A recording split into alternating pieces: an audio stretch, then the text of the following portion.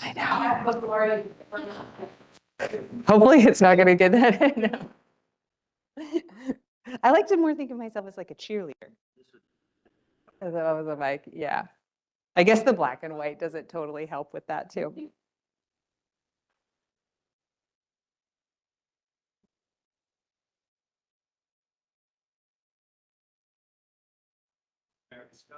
Who made scones? Oh, well, that's nice. That is amazing.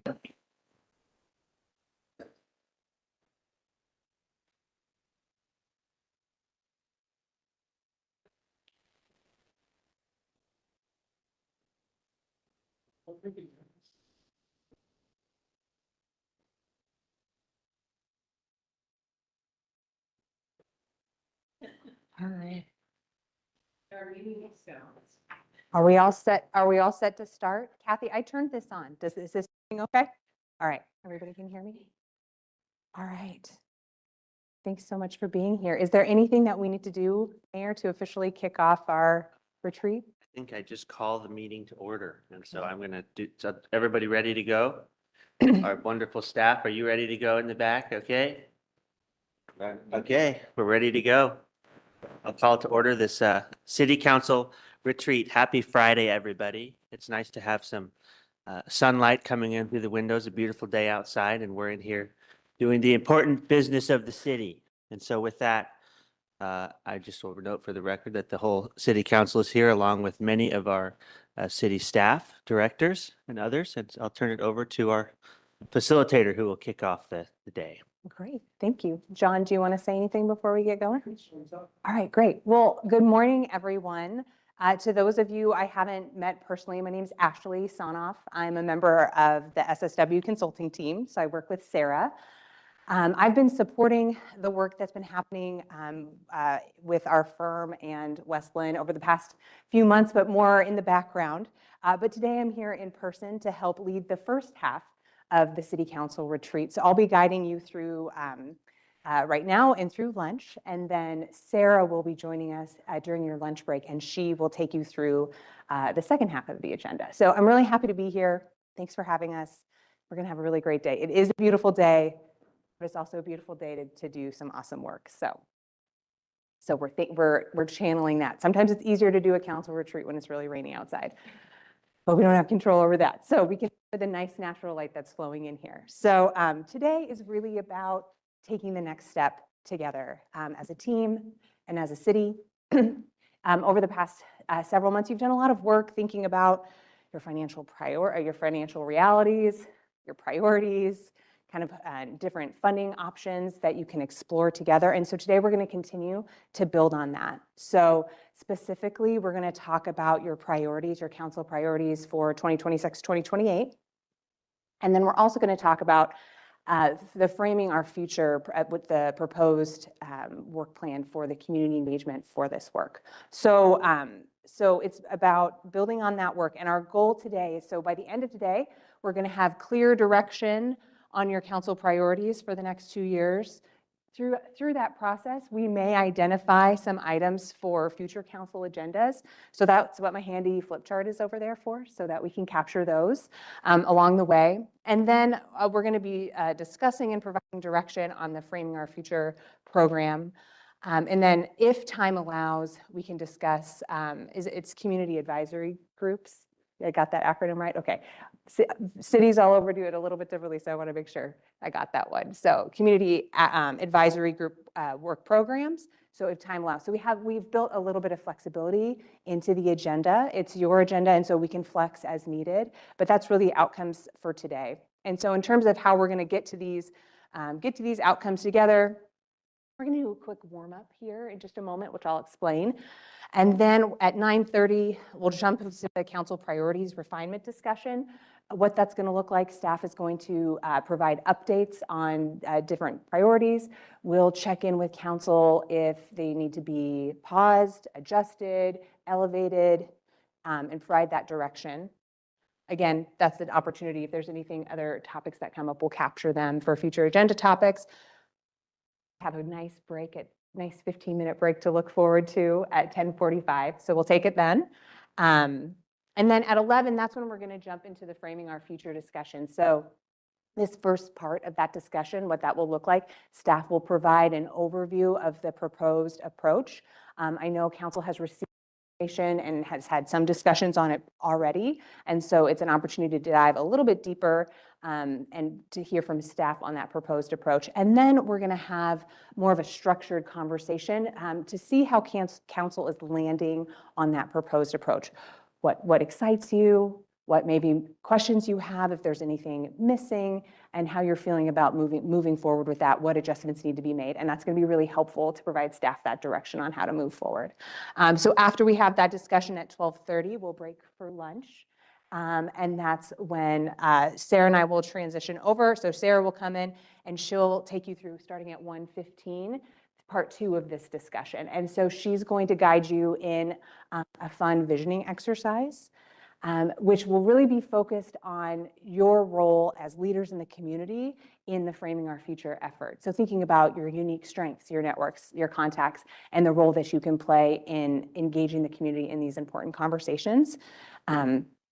Also, we'll talk about staff's role too, and kind of flesh all of that out. And then staff will be able to propose a potential timeline. Again, there's a lot of flexibility that's built into this. Staff has done that intentionally to make sure that it aligns with council's direction and kind of where everyone's feeling comfort in terms of moving forward. So a proposed approach, and more discussion around that. And then of course, if time allows, at 2:30, talk about the CAG work programs, and then wrapping up at 3:15, and then finish up at 3:30 so that you can still hopefully enjoy some sunlight in the rest of the day.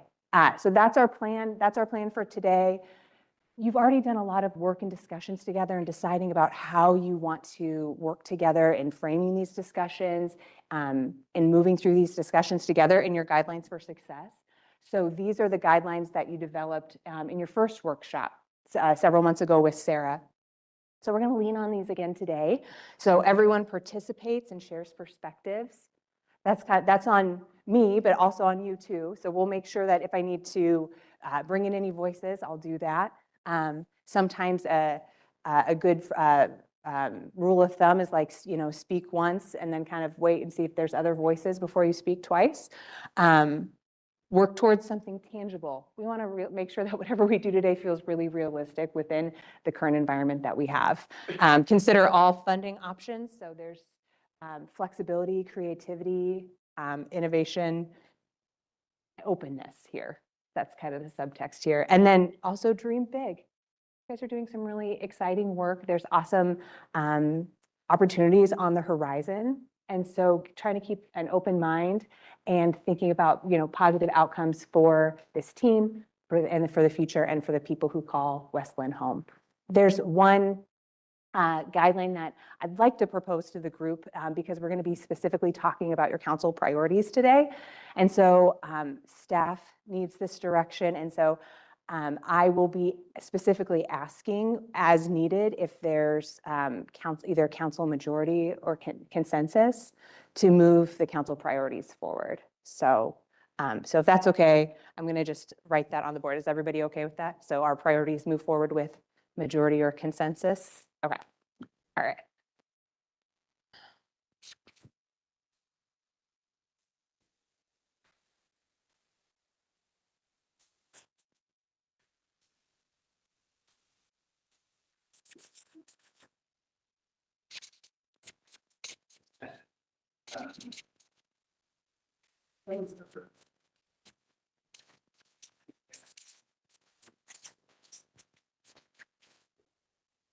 All right.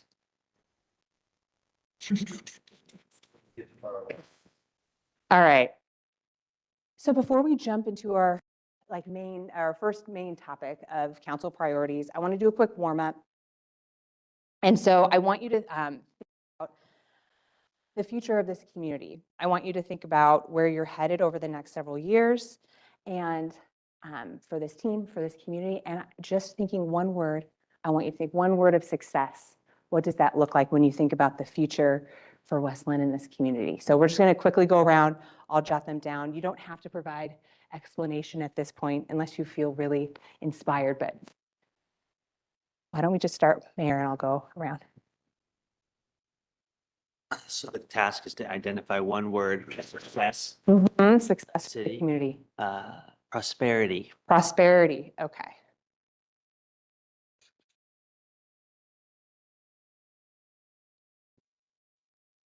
My one word would be unity. Unity, So mine was going to be connectedness, but maybe now I'll say engagement. engagement, okay.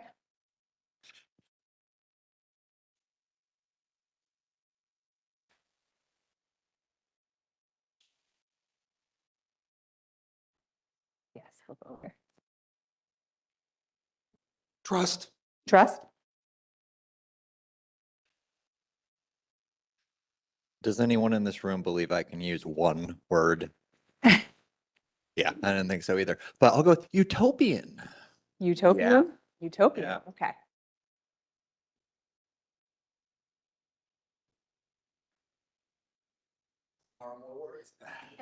Thank you. What about from staff? Let's start with John. Well, mine was going to be trust. I will say cooperation. Cooperation, all right, it's okay to repeat. Yeah. All right, and then let's hear from staff kind of in the back. I mean, we can start, oh, sorry, Lauren, I forgot that you're there. I have to go with the finance theme, so stability. Stability. Okay.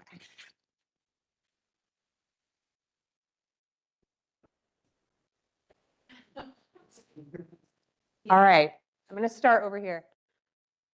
Connected, all right, and then you guys can just shout them out.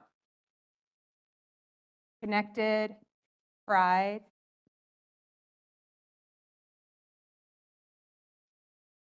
Focus.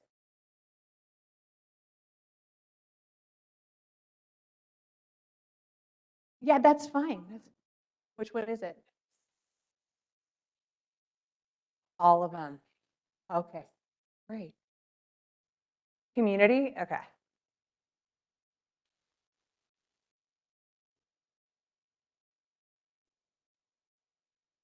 Clarity.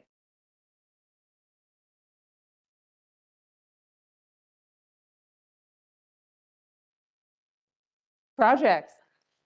Someone's got to do the work. Someone's got to get it done.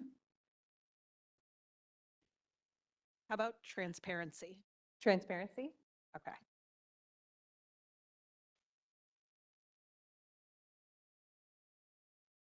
All right.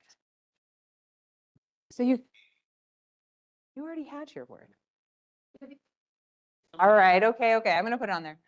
Okay, and then, okay, I'm gonna cut us off because we're gonna build on this a little bit. So as you can see, there's already, you guys, oh, Kathy, thank you. Fun. I think it's okay to have fun, right? That's why people move, they move here, they want to enjoy where they live. All right, so as you can see, you guys noticed it already while you're saying like, oh, I was gonna say this, but then it's already up there, so I'll just, so you can see there's already just some themes, common threads already emerging around unity and focus and cooperation, feeling connected and community and clarity. And so now let's just take it one step further. So what I'm gonna do is I want you to think about the future of Westland in 2035. So imagine it's 9 years from now. And city's made a lot of important decisions. You've made investments and you're starting to see the results of that work. So I want you to develop a headline for a newspaper or a title story. So maybe it could be something in the Westland Tidings. Maybe it's something in the Oregonian. Maybe it's something in Time Magazine. This is your headline. You can dream big.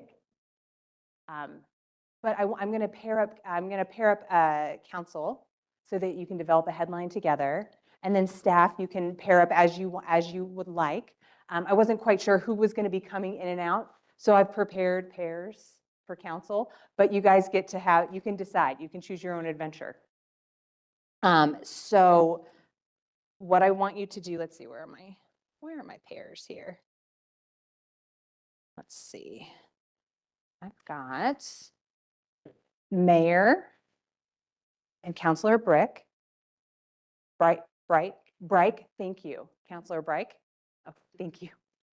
All right, Counselor Bright and Mayor together, let's pair. And we'll have Council President Baumgartner and Counselor Groner.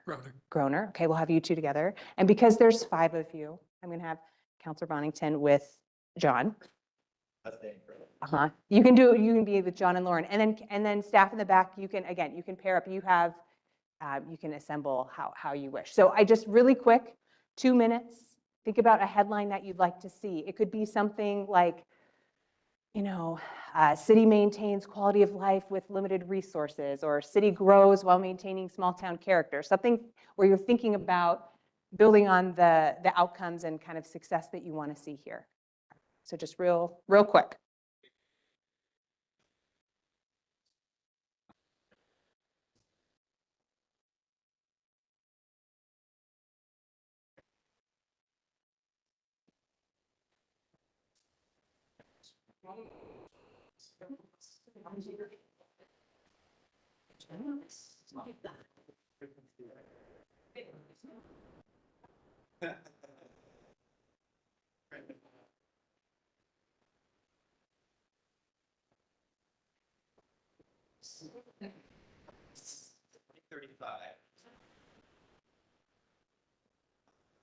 I was either thinking like.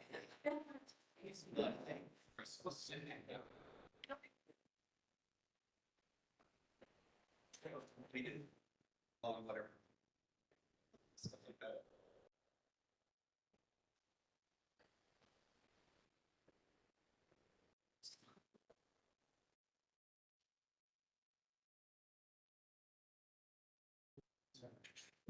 We're gonna go, we have to go with Jonathan. I've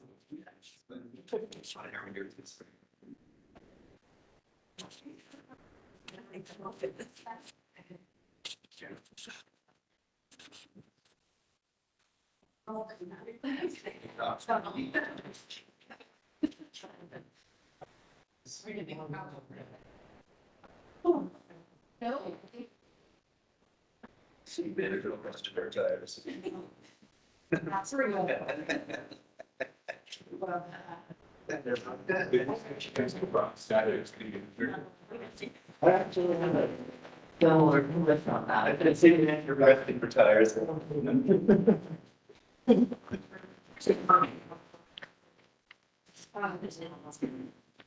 I got grapes. It is a fun. Well, so I started, I don't know.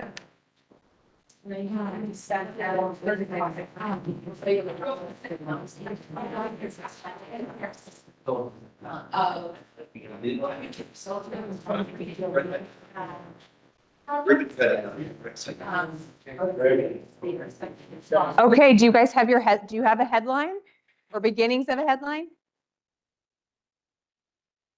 All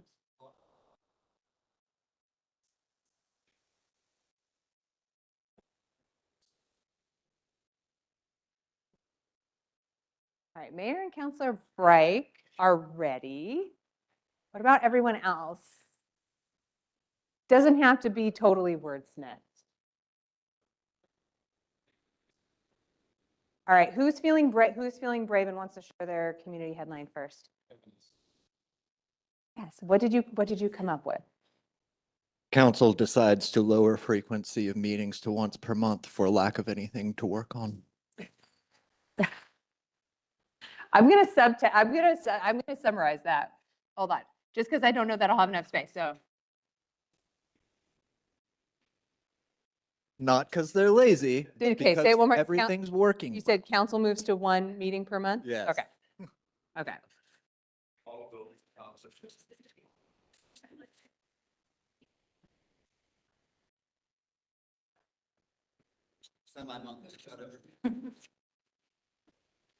All right. There's nothing else to do. You've already been so productive. All right, who else wants to share? Ours was Willamette Falls, second Willamette Falls Main Street opens with record attendance. Okay. Second, Willamette Falls, Main Street Main Street. opens. and record attendance, so you got engaged. Open. We couldn't call it Willamette Falls Main Street because we already have, but the plan is to Second. have a second one down by the Great, bridge. thank you. All right, what do you guys have? Okay. Westland Willamette Falls World Heritage Indigenous Center sets regional tourism records. Ooh, okay. You guys got a lot of words. Okay, so say it one more time so I can capture, okay. Okay. Okay, you guys know. Okay.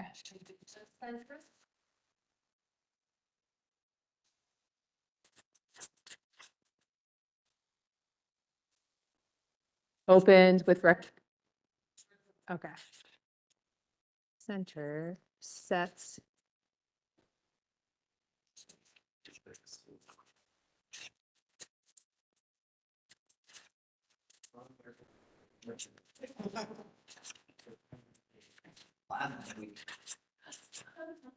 Awesome. That sounds good. I want to go there. All right, staff, did you come up with something you'd like to share?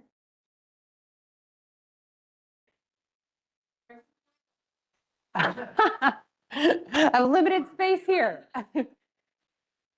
Okay, you got to have that hook and then it's like subtitle. Yeah.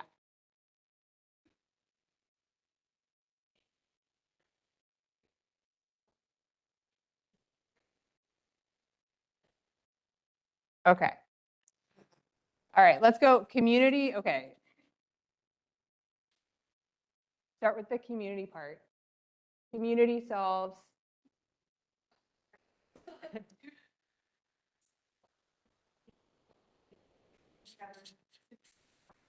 Okay, so long-term funding needs. And then you also said through trust and transparency. Okay. Okay, so through trust and transparency. Okay.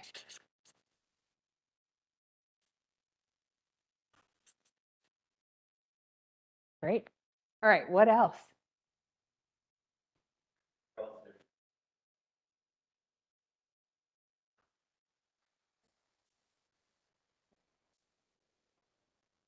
Okay.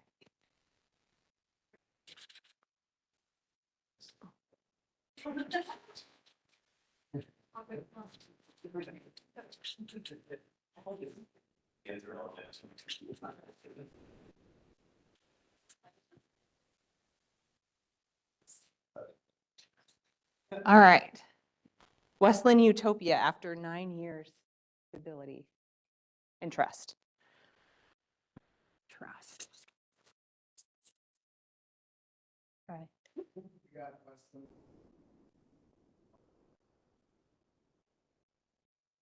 All right. Okay, so Westland recognized as a world model.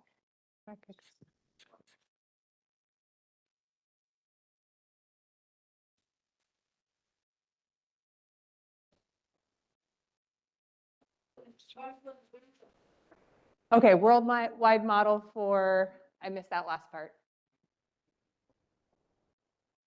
Okay, so for community, health, belonging, and sorry, you're far, and livability, okay. All right, so looking at these headlines, what stands out to you?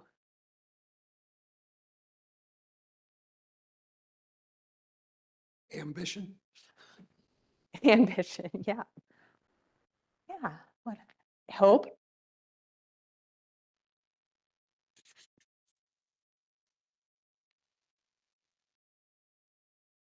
Yeah, hope and positivity.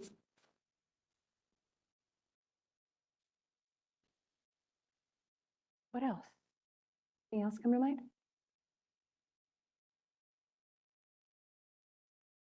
There's a theme of like how things are going rather than what exactly happened, right? There's this, all of this trust and transparency, belonging, Council moves to one meeting a month, right? It's all about like, Process. yep, sort of process, but sort of like a sign that there's trust and cooperation. Some of these are not about a specific building opening or a trail opening, you know, and I like that. So I'm saying trust in the process. And then I think what I'm also hearing, or at least something that I was picking up, is results. There's results here. You guys are you're getting things done.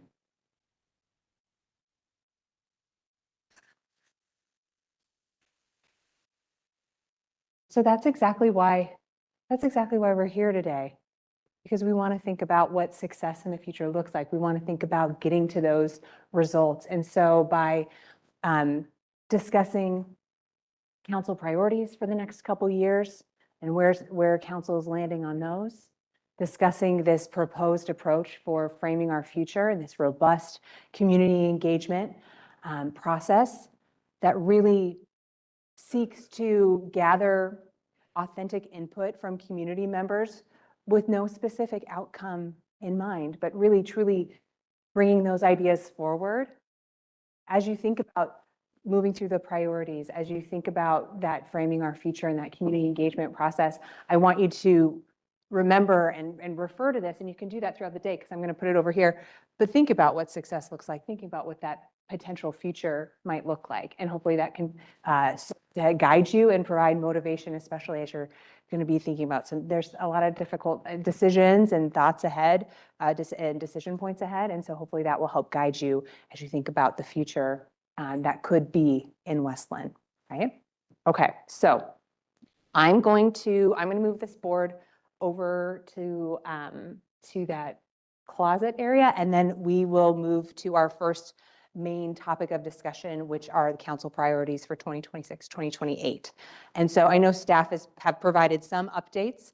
And so the way that this will work is that we're going to be able to hear the updates on those items.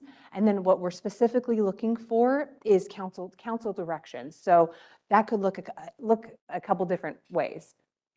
Continue on, it's an ongoing, continue, really no change, just keep forging ahead. Maybe there's something in there that might need to pause and seek additional information. So we just need to pause it for the moment. Maybe it needs to be modified or reframed, refined in any sort of way. So we can gather your input on that. And then also perhaps there's an item there that's really risen to the top over the past year in terms of priority. And so is there anything that we need to elevate? So I want you to be thinking about kind of those 4 different categories of direction that you can provide to staff. And that's something that I can document as we move through those priorities. So give me a moment. I'm going to move my board to refresh our space. Just the paper. And so what I'll do, thanks, Kathy. Mayor, The top one off there. while that's Yes. happening, we have a public I'll comment get it. opportunity on the I've agenda. got a system here. Oh, yeah, Um, the height helps. There is nobody signed up to provide public comment. So we did have it on the Kathy, you agenda. can We grab just want to it. make sure that it's noted that there was a Okay. public comment opportunity today. Let me just look at that. So yes, at around 9:20 a.m., there's on the agenda is item number 2, public comments. And so just confirming, I don't see any members of the public in the room here, and then there's nobody signed up online, so. Mayor, Yeah. I will just, for the record, Thank you. I'll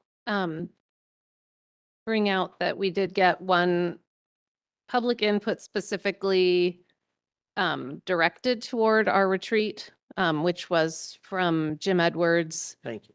emphasizing that kind of in support of the work we're doing for the waterfront project visioning and reminding us how Vancouver waterfront could be used as a model and how it isn't a good model. So I appreciate Jim's consistent input about the waterfront and his interest. Thank you.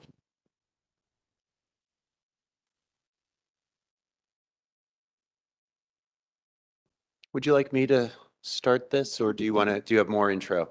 No, I'm ready for Okay. staff updates. So Mayor and Council, our first business item today is our annual review of your priorities. In recent years, we have been doing these as a rolling set of priorities, often matched with the budget cycle, but in this case, we're not in a budget adoption year. So we thought we would frame these as 26 to 28 West Lynn Council priorities, and we do know that's actually 36 months. We didn't quite catch that in the title. 36-month time span from January 26th to December 2028. And I remember last year when we talked about priorities, I remember the mayor saying it would be great to be even thinking longer term. We've made these that they're sort of concrete, semi-project related, not 15-year utopian goals. That's not exactly what these serve as. Council could adopt goals like that. These are more like how actually are you going to spend your time in meetings, outside of meetings, and which projects are important for you personally to invest in and see move forward. So at your desk, you have a printed copy of a proposed set of 26 to 28 council priorities. In the packet is a red line from last year's version. So, and if you need the red line printed, we can bring you that. But this was our best shot at, based on what we know you've been interested in and working on, to bring you a document to start from today. Obviously, as it says right in the title, these are city council priorities. These are not, this is not intended to be staff's priority list. These are the things that, that if you're going to spend time on them, they need to be correct. So this is entirely your discussion. Staff will be here to help you with it, and we'll capture the direction on here. As was mentioned already, it'd be lovely if we could bring these back and adopt these at an upcoming business meeting so that the community knows exactly what you're doing. And I want to thank Dylan for putting this draft together. He always does a super job tracking what council's working on and thinking about how you might like it conveyed. So generally speaking, what we have here is a similar list to previous years. We have proposed deleting a couple entirely and adding one brand new. And the one to add is the financial strategic planning item. And we could have picked a number of different names for it, but that's what we thought we would call it. And we have suggested for strategies and a list of council roles and a list of CAG roles.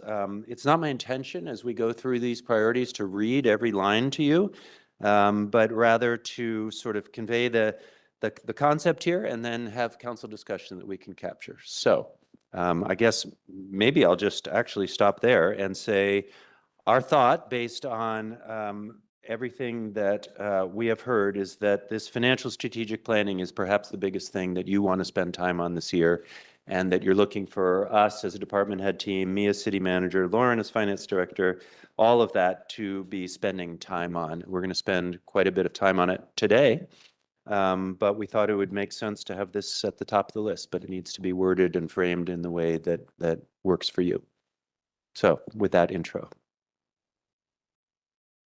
Thank you. And then just to note, there's a redlined version online too that you can see kind of some of the changes that was posted. I think this is just the clean version, correct? So if anybody wants to look at see the changes, you can look at the redline version. Okay. Any other comments on the proposed discussion from anybody? To start to kick us off, or we can just dive right into the first priority. Any comments from yourself?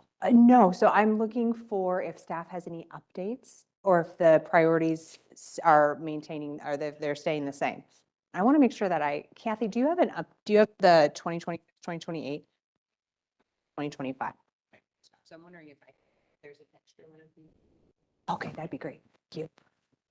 Because the first one here, so it's the financial strategic planning. And so to John's point, thank you. Oh, thank you. Perfect. Thank you. So to John's point, is this still, I mean, I'm going to say this a little bit tongue in cheek here. Is this still is this still a priority area and thinking about our different options or possibilities for direction? What's council looking to do with this one? Yeah, just some clarification. Does this mean that there was no financial strategic planning in the last set of priorities? What's the meaning of red line here? Right, this is an addition. So it was not on the list last year. Thank you. All right, so under financial strategic planning strategies, we've got 4 of them here. Do these still feel right? Are there other adjustments that you would like to see staff make in terms of direction? Since this one is new, we can also return to it at the end of the day since we're going to be spending much of the day on it. But we're happy to do it either way. I see Kevin was just about to speak. Okay, and then also Counselor Breik has a comment. Yeah, this can be kind of supplementary to this, but it kind of fits in with what was mentioned about thinking towards longer term future goals. Maybe, I don't know that it fits into strategy, but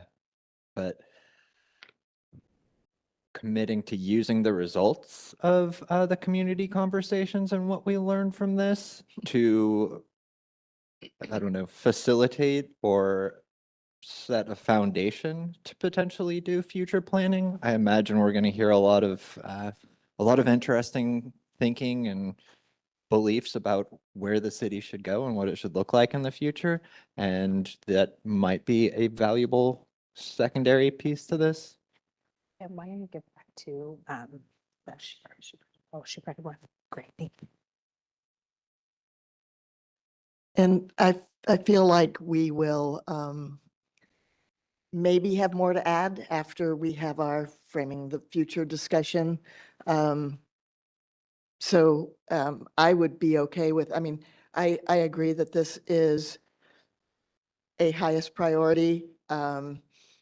It might be interesting to extend the time frame on this particular goal so that we're looking even further out. But I do think we might have a lot more comments, a lot more to say after we've done a little bit of the framing our future discussion later today. Does council feel like maybe put a pin in it for now? And then because there will be significant discussion and there will be also additional opportunities for you to provide comments and ask questions and share some thoughts. But what I'm hearing in general is it maintaining a priority, but maybe it's just like the how or the process.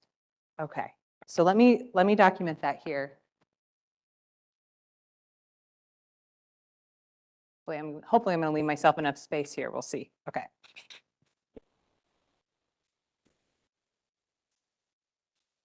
Not hearing any objections to having this added to the priority list and its placement. I think we're just. Okay, so about we strategies. so we know it's it's remaining so I heard someone say it's the #1 priority. Is there council consensus that that's the main priority? Or are we not quite ready to say that that's our main priority? I would agree with that personally because everything else will be predicated on that. Okay, I'm seeing a lot of head nods. Yes. And these haven't been ordered exactly in previous years. They haven't had a relative importance amongst them. But I think there's a value in showing this one first, if it's that important. I'm just going to capture more input to come because with today's work. Okay. All right. So we'll kind of pause on that one and then we can move to transportation safety and funding. So in this version, there are some proposed changes. I don't know if staff want to walk through those or what feels most notable or helpful for council. I'm happy to just say briefly, this is a topic that council has continued to talk about through the course of last year and has arisen as part of conversations about finances. It's an item that you hear about from the community quite a bit. So there's a number of things bundled in here. There's we propose still keeping statements about tolling since who knows? Might as well express the city's position in there. Transit, it is an emerging issue for council discussion.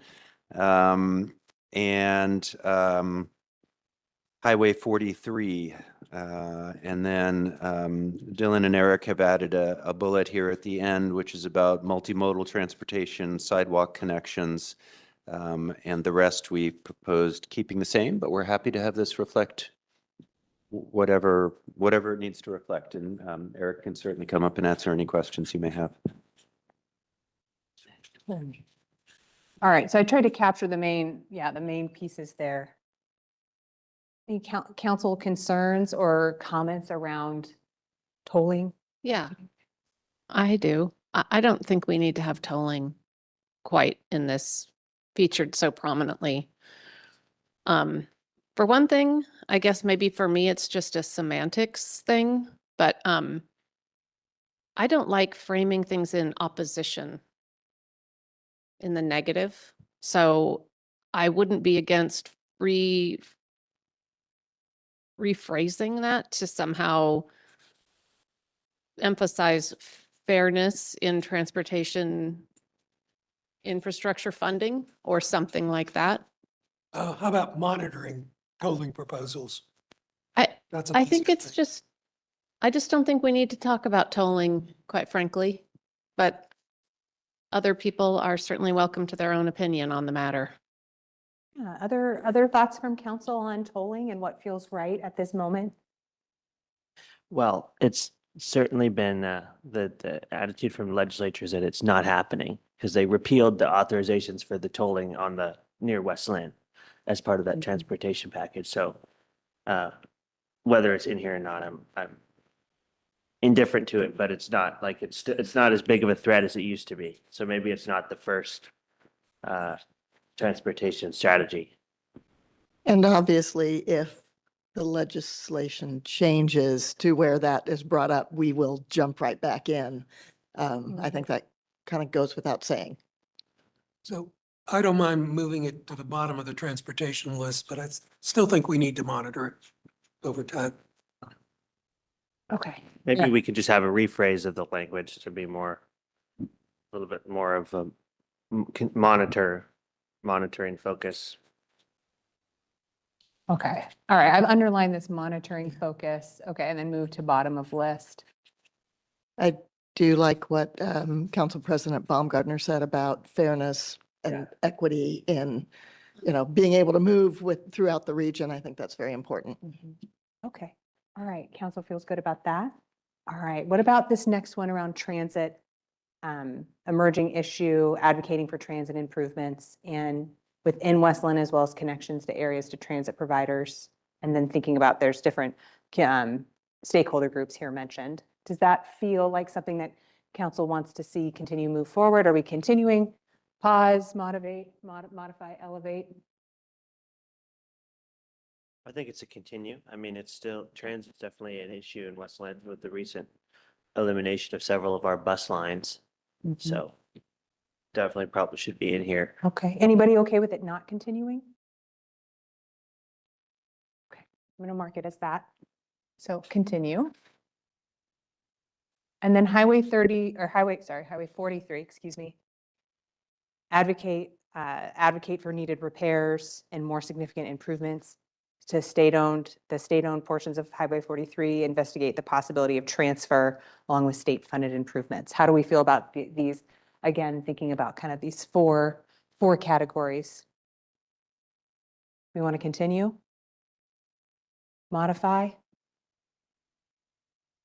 I think this has been probably in West Lynn City Council's priorities for 20 years.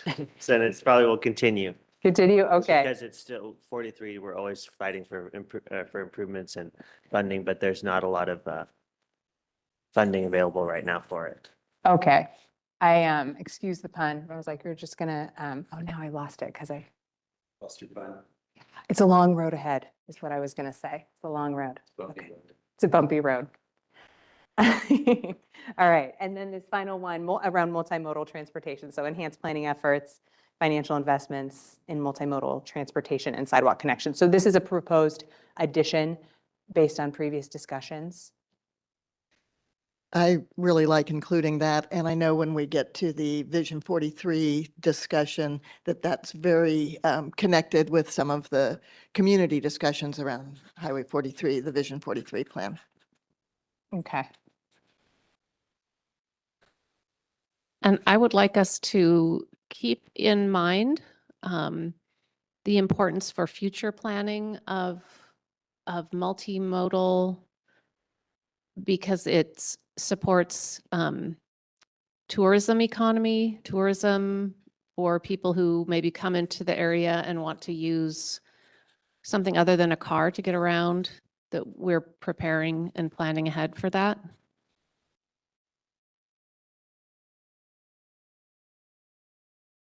Other thoughts from council on this one? Because we're going to continue. Anybody not okay with it? So what my direction here is that we're going to continue. There's connection with Vision 43, supports the tourism economy in the future. Any other comments? Otherwise, I'll just keep us moving forward. Does that sound good? On the council role part of this, there's the first one continues that tolling language. We could modify that accordingly. If council is not going to be spending a lot of time on tolling this year, it probably makes sense not to say you are. So we're happy to have that part reflect the change you made above.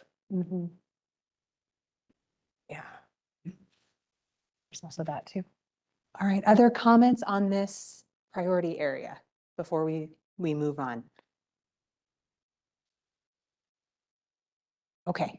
All right, this next one is, it's all crossed out, but the explore feasibility of indoor recreation community center.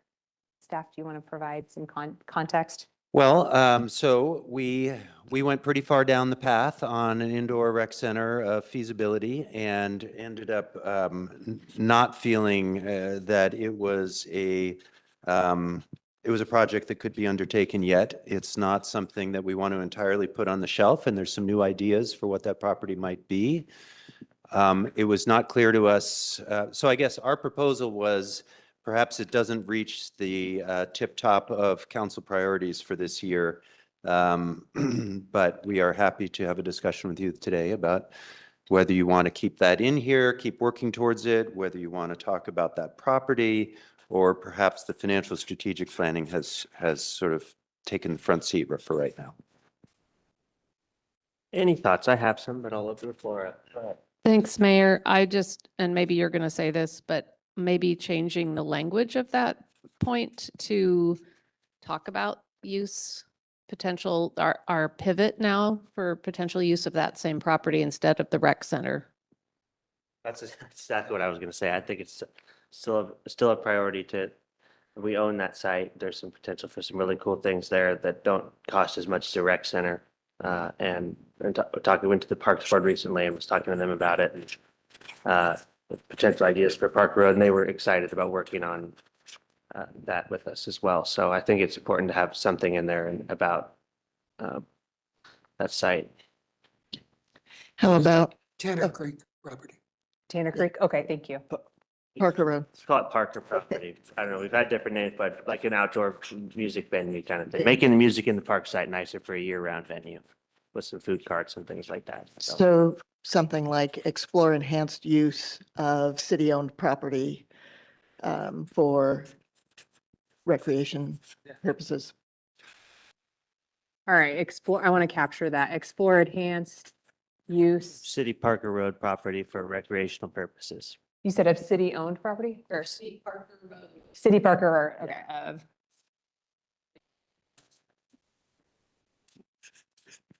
Any other thoughts? Yeah, I think maybe instead of totally deleting it, it could be appended to the end of the financial strategic plan, perhaps, with an eye towards not necessarily making it an immediate priority, but maybe targeting the future economic upswing where it's more feasible, not losing the work that's been done on it, but not necessarily trying to deploy it right away. And I would say on that first line, the Tanner Creek property, we typically, I think, call it Parker Road. So Okay, maybe Parker Road. take the Tanner Creek designation out of there. It is adjacent to Tanner Creek Park, but It's not, the other piece of the property is not referred to that way. Okay. I think what I'm hearing, and let me know if this resonates, you're not quite ready to take it off the board, but there's just a lot of unknown pieces in terms of future. There's potential there, but thinking about the actual specifics of what it might look like if it's the outdoor venue or if it's something else, it's yet to be seen. And so the work that's going to happen to develop this financial strategic plan will help guide this. So you don't want to lose sight of it. But also it's not totally to the top. And so I'm thinking about in terms of, okay, how do we capture that? Counselor Breik mentioned, this explore enhanced use, that's still there's a lot of flexibility there and kind of some unknowns. Yes. I think what we're saying is it's not a priority, so we shouldn't name it in our priority list. Doesn't mean we forget it. It's just not in our priority list. Yeah, how does the rest of council feel about that, about removing it, but how do we, and then somehow, some way for staff to hold I on think to it's it? covered under that bullet that you've already. Well, That's one potential use of that property. but that would be, we're talking about putting this on the priority list. And I think maybe the title now needs to be changed because we're perhaps not talking about the same thing that we were before. Right. So the this indoor, is a like, change in community title. center, Yeah. So you changed the title here? So it's not necessarily the title as an indoor recreation community center, it's really just how are we going to use this property? Okay, So Parker Road development or something like that. Parker Road exploitation. okay. Does everybody feel comfortable about that change? I Any- like listing it as an priority, but, so I'm comfortable with that change. Okay, But I do also agree with counselors about that it's part of the financial strategic planning process also. Mm. Yeah, and yeah, It's something exciting to work on. or just show that it's a connection to that. So just while I'm listening to everyone's thoughts, I'm thinking about, it's almost, I mean, they're related priorities and that they are community services. But and I liked what Counselor Bonington said about, we have all this information, that all the work that was done about exploring the concept of a rec center. That information we can use in the future, and we're just kind of putting it on pause. But I like the priority of community gathering spaces, because I would like to include in our discussion of this, what we're talking about is using this property the city already owns on Parker Road next to Tanner Creek as a phased approach for potentially also including a rec center, but starting with something that's much less expensive, like this outdoor concert and gathering area and food carts, et cetera. But also we've talked about the potential for other future community gathering areas that the city doesn't own property, but maybe can be in a position in the near future. So I had like to have this, and I don't know exactly how to express it and where to put it on our priorities list, but that the city is talking about, and some of this might include going out for some kind of community funding measure on a ballot. But these are just all discussions we need to have, but I just kind of wanted to get those thoughts out there. All right, I'm seeing some head nods. but- As in there could be other community gathering spaces that we wish to develop, and this could be one of them. Waterfront is a potential community gathering place. Exactly. We also already have some that could use a little attention. Yeah. And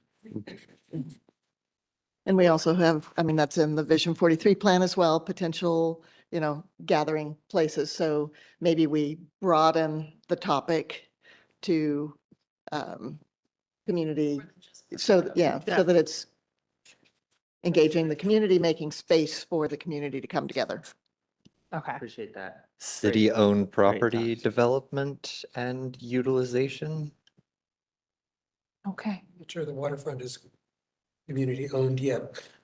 Well, it'll have to be Okay. Space we're exploring, there's Yeah. also space we already own. It's kind of like just a general thought on community Okay. gathering spaces. Staff, do you feel like you have clear direction there? Yeah, if that's the title, we can work on that. Okay. I'm happy to do that.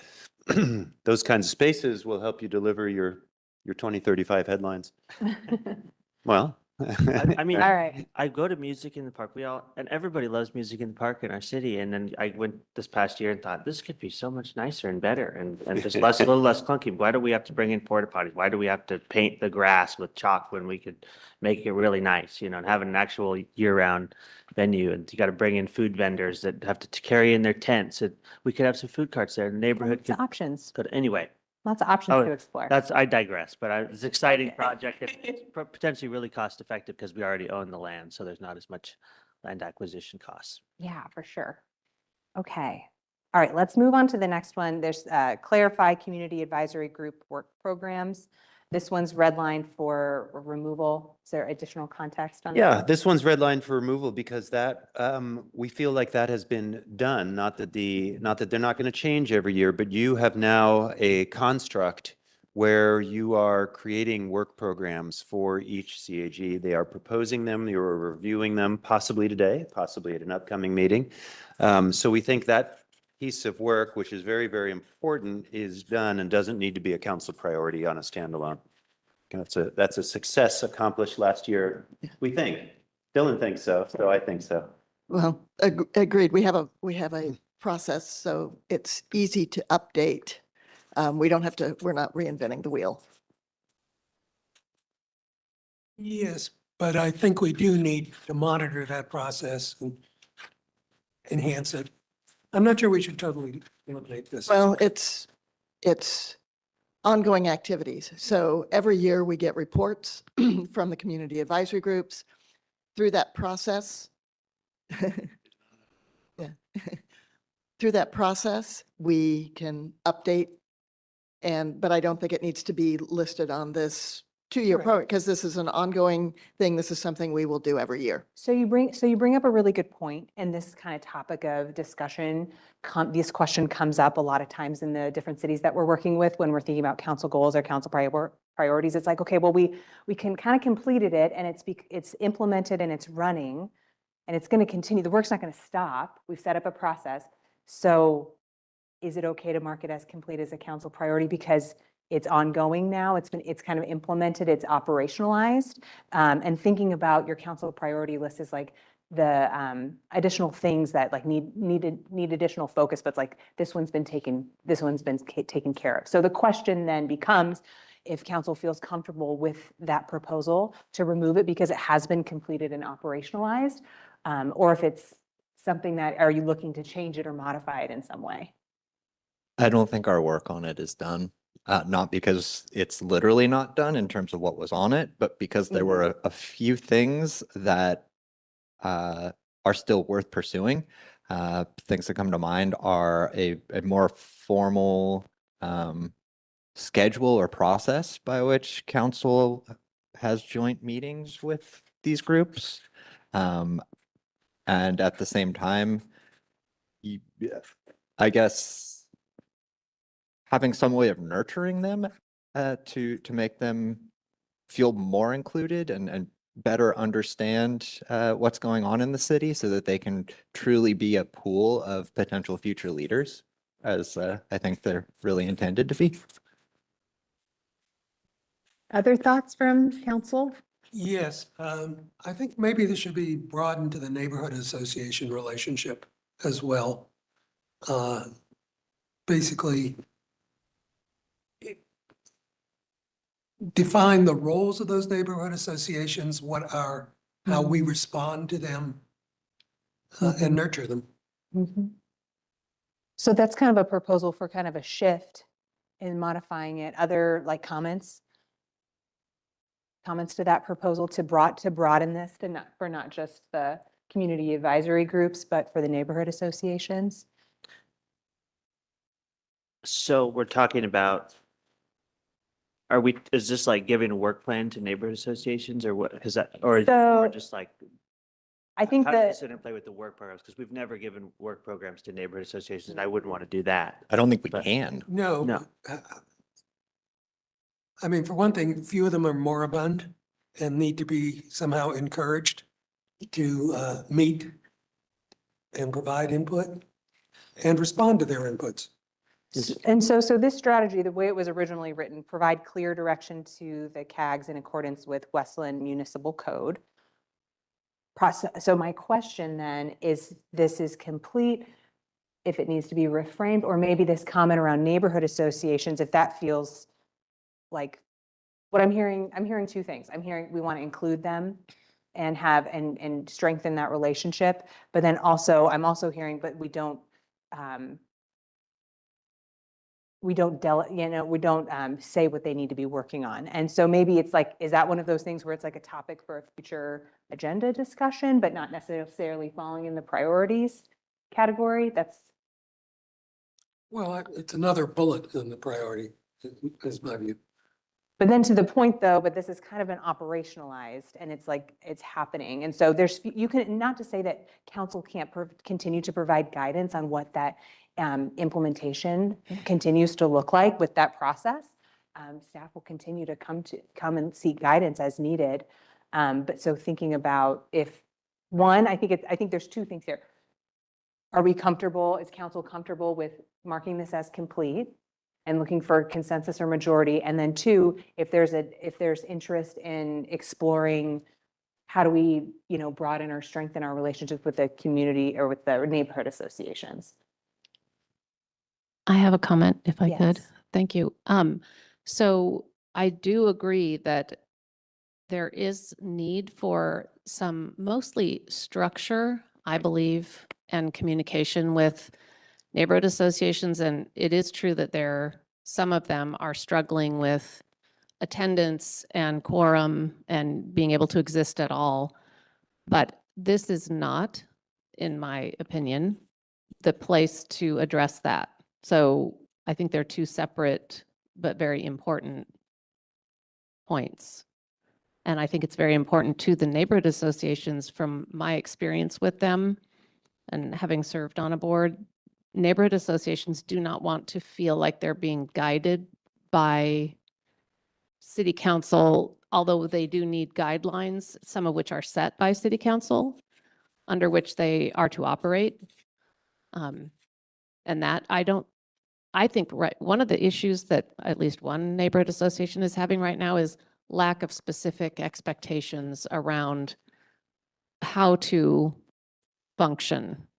So and that is the council's responsibility to provide clarity so that the members aren't in conflict with each other over unclear objectives or just lack of objectives in the structure that we're providing for them to operate under.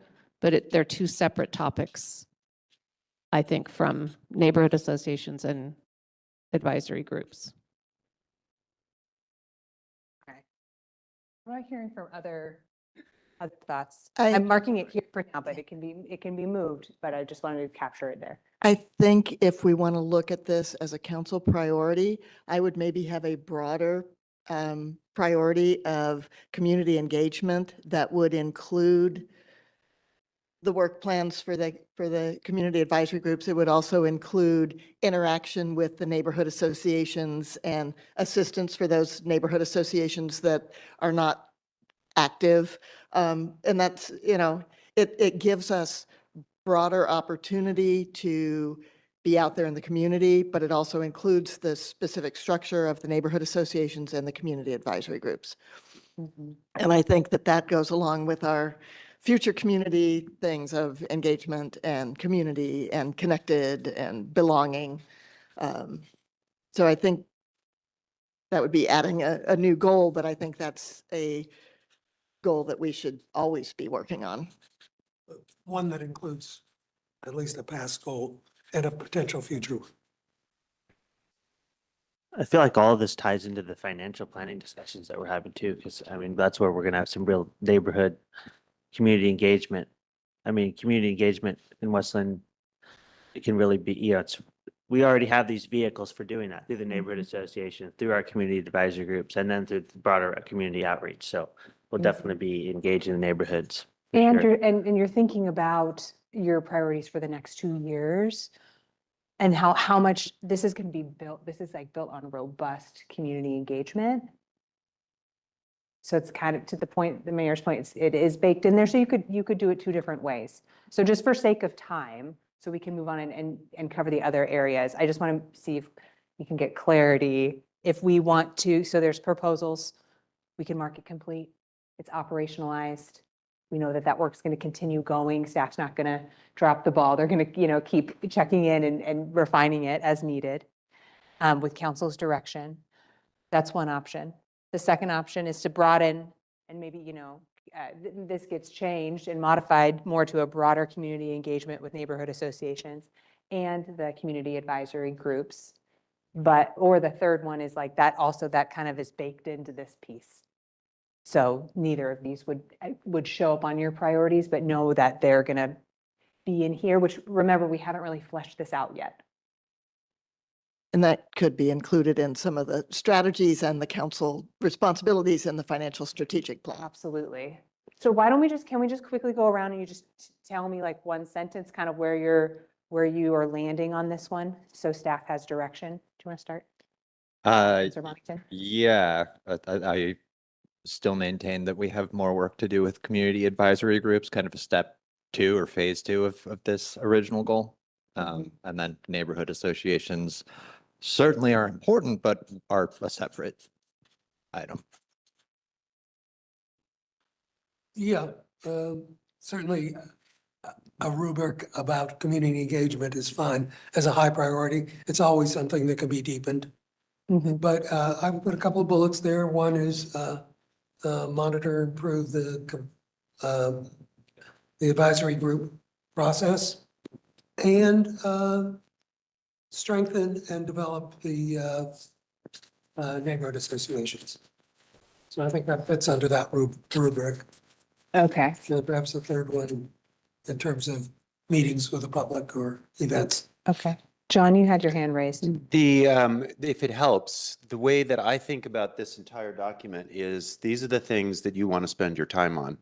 And so if this is a topic that you want to spend council time, either in meetings or outside of meetings or both, then it's a significant allocation of time for you, then I think it should be on here and that'll reflect that so that we know how to program your agendas, we know what to talk about, we know what things to be working on. If it's more like it's part of other things, then it can be separate. But really the utility of this document is to say, how is council going to be spending its time? And so if this is a thing, then I think we should leave it in here and it could easily be broadened in the way that's been described. I think it can encompass CAGs and NAs at the same time. I feel like that goal was completed, but I think there's other community engagement stuff that we can do. And that includes the community advisory groups, because that's where we have to generate new volunteers whenever there's an opening. But I feel that operationally, city staff will bring to us information, updates to the work plans, and we will have meetings with various community advisory groups as needed when they've got projects or specific things that are going on. So. Okay. Right. What about you two? What do you think? Go down the table, go down. Yeah, go in order. Thank you. I liked what the point, kind of the reminder point that John just was making about the purpose of this document. So I think that's important. So I think we're naturally going to be doing this work about the community advisory groups. I'm not sure exactly how or where to include it just specifically with regard to this document. I think maybe as it's stated here, it was completed. It doesn't mean we're getting rid of community advisory groups if it's not on this list. So I'm comfortable with the way the red line version removed that. But I'm happy to also entertain other people's wishes. I tend to agree with what Mary just said, only in that the rest of the document for all of our council priorities has a community advisory group roles section. So I feel like we're still clearly signaling that we want to work with community advisory groups. And we'll include them in all these different processes, but this to me was like making sure that we had a streamlined work program so that we could provide from city council direction to the advisory groups about what we want them to work on. We're still going to do that. Mhm. So as we're going to talk about either today or another time. So we're still going to have the work plan. So I'm okay with removing it, but with the caveat that I still want to work with the groups. Right, like it's okay to remove, like the two of you are saying, it's okay to remove, knowing that community engagement continues, these work programs continue. The goal was accomplished, I think. All right. So again, do we feel like it's accomplished and it's just baked into what we're doing, or we want to keep it? I think you said you want to keep it. Counselor Boddington wants to keep it and reframe. If I think about the original intent of it, which was really to make sure they always had something to work on and something that was genuinely useful, we've made significant progress, but I don't view it as complete. Okay. And I view community engagement as something that always can be strengthened and engaged. And I think a couple of bullets on that point are Mhm. worth it. Okay. I feel like the structure of the council goals, which includes the community advisory group roles, helped define the work plans for the community advisory groups. And so as long as we maintain the structure, we'll have new things to add to their work plans that then the council would be approving. Mhm. Then I think that you guys were already pretty clear on, I feel like I have direction from that. Okay. Remove. There's a little bit of a split, but I'm seeing 3 and 2. I'm willing to take some time to harmonize the split. There's no point in having a split over this. I just So- want to make sure that staff knows what you mean by this, and also time check, we probably need to move on if we want to. This is not a hill I want to die on. I mean, we can try to do a little wordsmithing on to keep it in if it's fine. Okay, so we'll keep it thinking about, more formalized schedule of phase 2 and including more. All right. It's not the hill any of us want to die on. And I Councilor think Grant. also like community engagement, it's a value. Yeah. It's really baked into everything that you're doing and the city's doing. That doesn't go away. And those things, they shift and they morph over time in terms of how you're doing it, but continuing to be a priority. Okay. All right. So next one, and just also thinking about our time, it's almost 10:20. We've gone through 4 of these, and I think I count 1, 2, 3, 4, 5, 6. I think it may get easier. You think it's going to get Yeah, easier? Okay, because so that's so about far- 5 minutes per. So far, we've priority. done adding a new one and possibly deleting 2 others. The rest are maintained. Okay, all right. So I just kind of want to frame the rest of our time together, because we've got this break to look forward to at 10:45, and I know everyone's going to be looking forward to that. So, all right, so I'm just going to throw that out there into the universe. All right, fund drinking water system capital needs. So there's some potential additions here, comments from staff. Again, looking for, is this like continuing? Does it need to change, pause? Do we need to, It's a great Okay. example of what you've already talked about, is that there's not a clear delineation between this and the financial strategic planning. And number one, you have to do financial strategic planning. But the purpose of this being in here over the last few years has been that the drinking water is incredibly important. And it's been a council priority. You're all very interested in it. And I don't see any reason to delete it as a separate goal. It stands apart nicely. It represents our interest in South Fork Water Board, in the Abernathy Bridgewater, and I think it's fine. We've proposed a couple of additional or changed bullet points in tracking Councilor Groner's question at the beginning. There always were some bullet points. These are slightly modified to represent where we stand right now. So we recommend keeping it. okay, staff is recommending keeping it. Does council feel comfortable with that? Comfortable.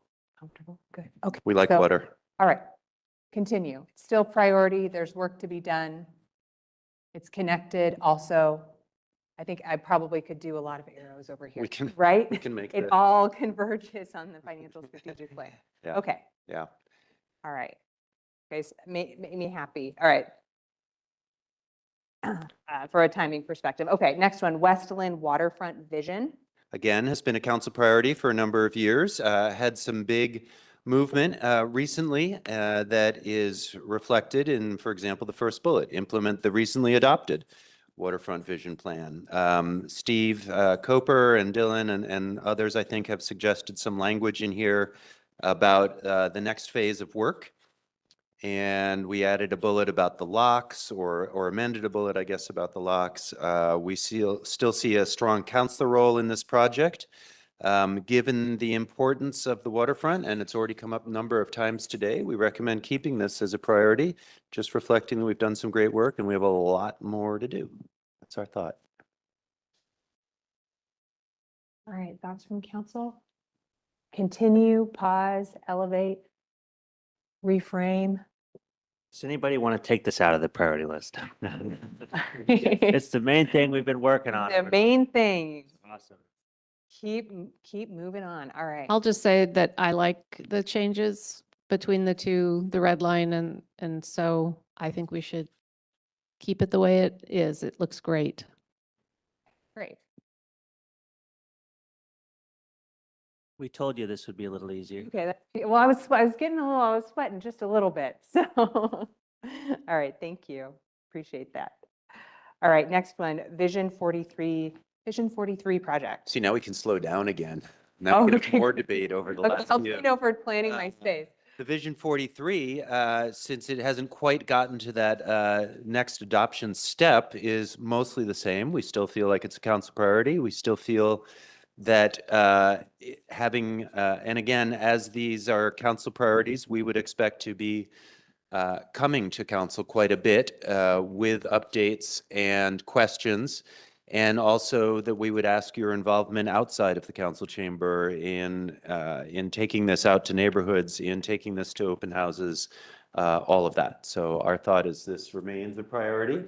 I am eagerly anticipating a question you might have on any of these that we could bring Steve up and put him in front of the microphone. But if that's not the case, Steve will get some time later. One comment. We've got the community advisory group roles. I think, especially on 43, neighborhood association input is important. Okay. Agreed. Councilor Bright, any thoughts as the Robinwood neighborhood? Throughout the 2+ years that we've been working on this, there have been many, many meetings with the neighborhood associations. No formal vote or approval by the neighborhood associations for continuing on this path. And I would say in the last month or two, we have had a few individuals that are not particularly in favor of it. But I think overall, in the thousands of people that we've spoken with that live both in Bolton and Robinwood, which are right along the Highway 43 corridor, that the majority of the people feel like we can do better and that it can be a nicer place to be. And I think this includes some of those community places. There's a small piece of property that the city owns on Highway 43 right across from where Cedar Oak Drive hits that could be, just a nice little, bench viewing place and also a community gathering. I think that for the most part, we're on the right path, and it's really going to come down to the details of the zoning and the requirements for the mixed use and what buildings can look like adjacent to residential properties. Yeah, it's And we're precisely just those getting to that. last details that Mhm. we want to get input from the neighborhood Right. association. And we had a, so hitting both neighborhoods, but not neighborhood association meetings. We had open houses at the Robinwood station and at the library in the community room with really pretty great turnout and got a lot of feedback about what the proposed zoning and changes would look like. I captured it as neighborhood association input. Is that accurate or is it more broader, like input from? the It's already on neighborhoods? here. Those are on there. It says it in the fourth bullet point of the strategies. Ongoing engagement and outreach with neighborhood associations, residents and commercial property owners. So I think we Okay, captured it Okay, perfect. on here Okay. already. So All right. yes. Thank you, everybody. Good thoughts on that All right. topic? All right, let's move on to environmental protection and sustainable city operations. This one has similarly been on the list for a while. We've added, amended each year, as I recall. The SAB has been certainly a leader in this area. I want to commend Dylan again for his work supporting the SAB. You've talked with them, met with them. We are always balancing the feasibility and cost of environmental measures with the benefits, and you have given us direction in those lines before, and I think the way this goal is worded right now reflects that there's a balance there, and also reflects that there's a council role. Although I see we have phase in LED lighting upgrades at end of life of current lighting. I don't think that's a council role. We can put that somewhere else unless you all want to come in on the weekends and help us with that. But I do think like I think we LEDs. can move that one. All right. Yeah, it is in process, but so if this wants to remain a priority for council, I would say this is probably the one of all of these that has been the least amount of time spent by councilors actually in meetings. It's a goal for the city, but this one's been a little bit less of something that you have spent time on. So it's a little bit of a misfit in here, I would say. But we're not opposed to it. I would just comment that the existence of the Sustainability Advisory Board and the fact that these are the kind of the goals that we have, the Sustainability Advisory Board has communicated kind of in council back and forth to each other. Council has reinforced. Kind of like what you're saying, I believe, John, if I'm understanding you correctly, is that we're already doing this work. So, and as Director Big John also points out, we're already doing this work. So I don't know if this belongs in here, but I'm certainly a huge champion of environmental protection and sustainable city operations. So Question for the group. Does the city or does the council have organizational or council values, things that guide the way that you make decisions? Because things like environmental sustainability, community engagement, oftentimes we see those things, sometimes they initially emerge in council priorities, and then then they shift more into a values, which is, this is the way we do business. This is the lens that we use when we're making decisions. So I wasn't sure if Westland has a set of values that you use. Yeah. Well, I was going to comment that the sustainability part could be included in every one of our goals and things that if we always include a little bit, as we're looking at this proposal or this project, is there a sustainability component? Can the Sustainability Advisory Board weigh in on that? Can they make recommendations to council? It should be kind of baked into everything we do, because if not, you have a couple of things on the list and you do them and somebody says, how are you doing on sustainability? And you go, oh, remember when we got rid of paper coffee cups or whatever, and it kind of stops. But if we look at things with that as one of the lenses, then I think we will continually make progress. and maybe the next item on our priorities is the same, has the same status, or so that lends to that discussion. Yeah, we often see like the DEIB coming up as a value too. It's really baked into all the work that you do. Always looking at that lens. So is this one then, is this the type of thing where council wants to just see it stay on the list?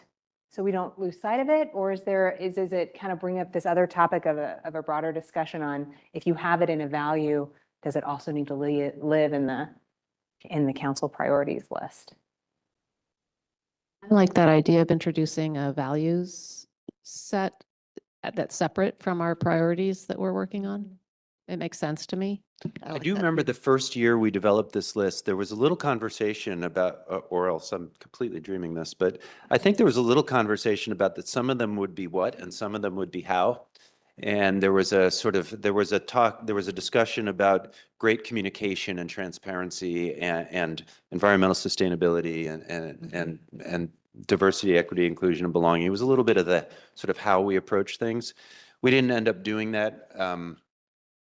And I'm not even sure that it completely matters, but I do like the idea of values. Every council business meeting agenda report has a sustainability section and a budget impact session. So there's a little bit of a there's a little bit of a window each time they have a decision to make that says, here's how that's reflected here. Yeah, so you've already have. We that try a baked- little, yeah, baked but into there's no, your there's no statement of values that I'm really aware of that you've adopted. Other thoughts? And I think maybe had a comment that was a little probably more matter of fact about the environmental piece. That we Let's can- make sure we can- make sure we yeah. give Megan the direction that she needs. Hello, everybody.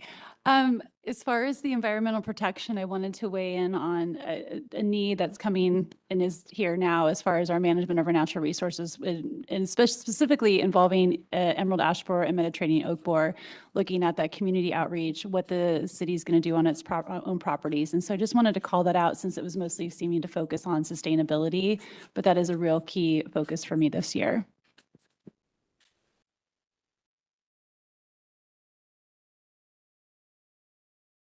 Oh, I'm just trying to gauge, are we wanting to move this priority into something else and take it off the list or keep it on the list? That was exactly my question for this group, because we talked about values and I saw a lot of head nods, but then also I just, again, want to make sure that we're really clear in following our ground rules of what goes on the list, what comes off the list, that there's either majority or consensus or majority. Well, maybe we have an entry at the end that says values and lists these under that category as a count on our council priorities, but it's not a what. Yeah. So we have a how, Okay. or it exists separate on a separate, but I don't want to eliminate from record kind of Let's hear. coming out of our discussion today. I don't want to say, well, these no longer exist anywhere written down, even if that's how it's our mode of doing business. I think it's important to maintain them somewhere. Yeah, and to John's point, like the work is it's largely being pushed forward by staff, and then the role of the priorities is thinking about what's council's role in that. And so staff is going to continue to come to you, at points of needing direction, or, points of clarification. And so that's not going to stop. So I just want to add one more thing that Sure. I like what you just said because you brought up staff. I think the values, I would like to have them not be just council values. I'd like them to reflect what staff is feeling and thinking and doing also. So it's not just council in our own little silo holding these values. Yeah, that's other thoughts in terms of this is the point. The question here is, do we want to leave these as written in the council priorities document? They are going to be continuing onward regardless. Or do we want to keep these here? I think it's not a bad idea to have a values document, which would include these two items, but might actually be a little broader as well. Transparency, for example, being a value. On the other hand, I don't think in this meeting we should be discussing that. So I'm for keeping Yeah, those kind two of put there. items. Okay, so keep Councilor Bonington. Do you want to keep it as written as here, or do you want to take it off knowing that it's, staff is continuing to move it forward? I'm completely comfortable with either direction, but if we do keep it in there, I think a third pillar of communication being a value should be added. But otherwise, I'm completely I think that's confident future in staff Not today. just taking it forward. So. I'm going to capture it here because I think there's a lot of interest. And then the way it doesn't side, you know, it's here for now. Okay, I'm hearing, maybe we keep it to, or does any, so I can say, we can keep it. If anybody doesn't, if anyone who wants to see these items removed from the list, let me know. Or if there's more just in comfort in like, let's just keep it on here. If we don't have time right now to finalize how we want them to be maintained, leaving them in is fine with me. Same.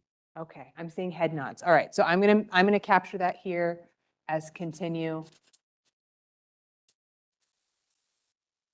You've got updates, proposed updates, those look good. John, Megan, have your support. They'll continue to come to you as needed, and then it's here just to continue to keep it front and center. Okay.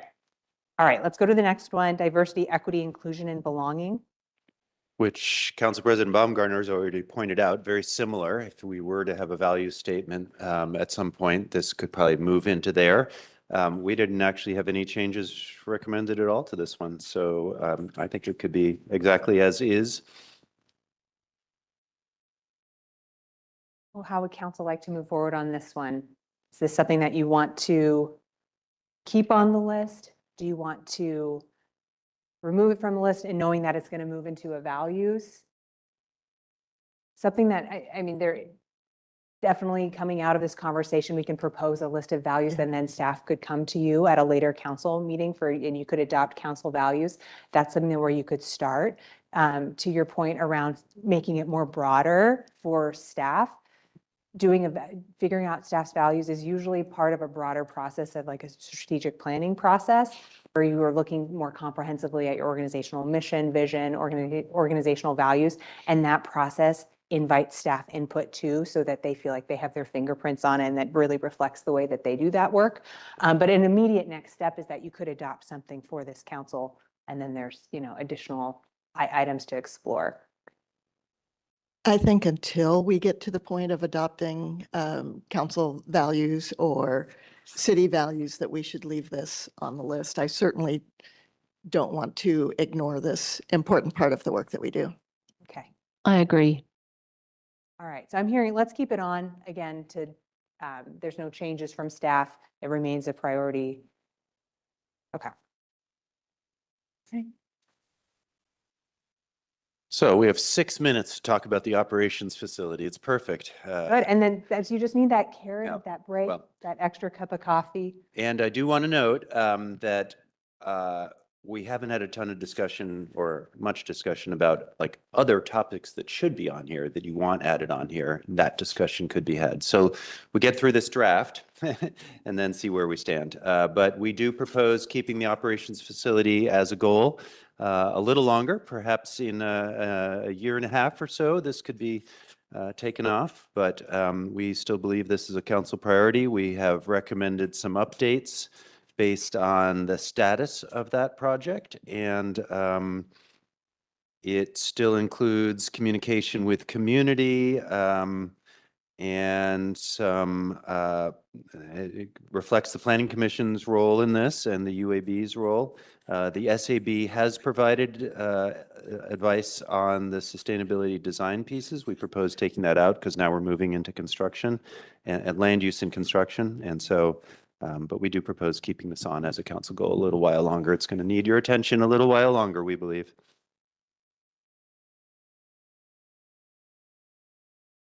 How does council feel about keeping it as is? I see I'm seeing thumbs up, I'm seeing head nods. All right, so we're going to continue, and there is some proposed changes. So we'll say continue with updates. And then John asked the question that I was going to ask. If there's other items or that council would like to bring to a future agenda, or, maybe there's something that needs to be added to this formal list, or are there other topics that you want documented to help John and staff guide the development of your agendas and how you spend your time over the next year? Knowing that a lot of this is going to come up here too. My two things. Okay, were- Councilor Bright, then Mayor, you guys got to. So I've been talking about this for a while. I would love to explore a public use zone Okay. for city-owned properties. I know that in my neighborhood, there's a particular property that's zoned residential that is, zoning designation, and it would be mostly on public-owned property. So we would not be randomly changing zoning on private residential properties outside of the purview of the waterfront and Vision 43, but we would be looking at city-owned properties and changing the zoning designation. For city-owned properties. Okay. Mayor? Oh, I was just gonna say, the two things that I was gonna add on the priority list were already covered under the community gathering space prong of the list, the Parker Road property, and then exploring other potential gathering space options. Exploring, and that would be falling under this piece, this item? Yeah, yeah. Okay. The Parker Road property and then exploring other space options, land acquisition.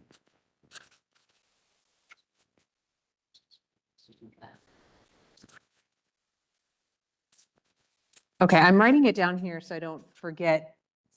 Does anybody is everybody okay with this kind of proposed addition under this item?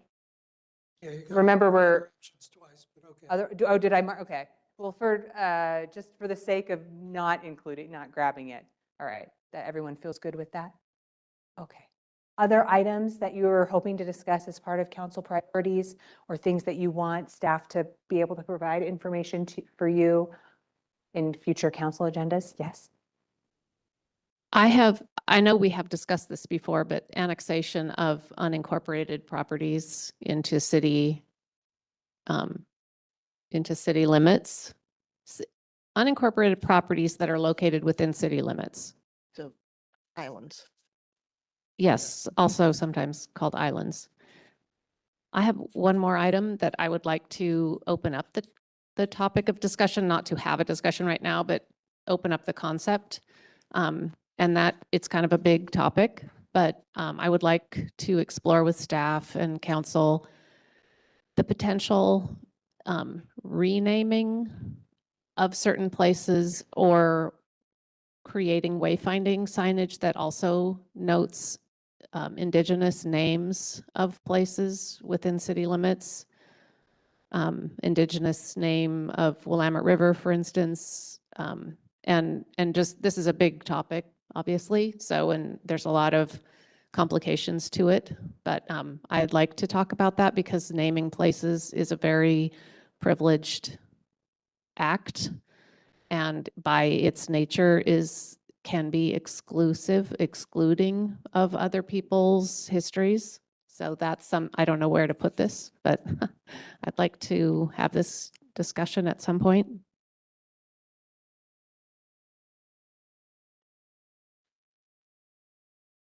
Grab it here. Thank you for raising that. Interesting point.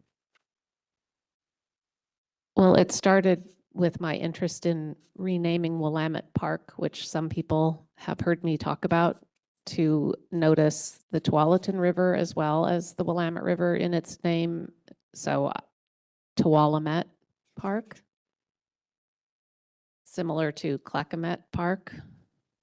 But then I got to thinking Willamette is the colonizer derivation of the indigenous name of the Willamette River, which is Willamette. So it's very interesting to think about. Okay, I've captured the thoughts here under potential future agenda topics. Other items that or things you want to discuss before we move to our break? Yes? I've got two for that. Okay, One being looking at the city's identity branding Okay. and updating that to reflect where we're currently at and where we're going.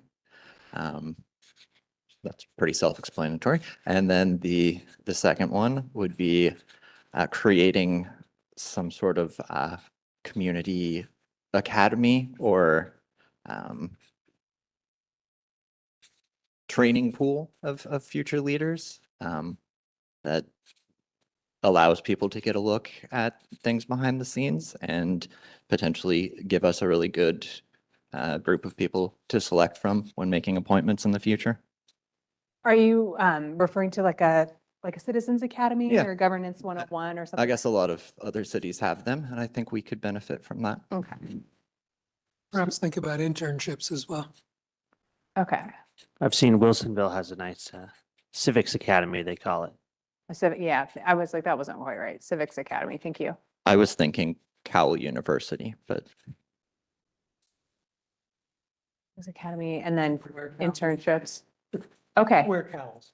All right. Well, I feel like the energy in the room, I think like everyone's ready for our break. So thank you so much for your time and attention during the priorities. When we come back, we'll shift gears to talk about framing the future discussion. All right. So we'll come back at, what did I said, 12:45, we're late. At 11. All right. Great. Thank you. Coffee? Do you need a Starbucks coffee? No, I'm going to do some stretching.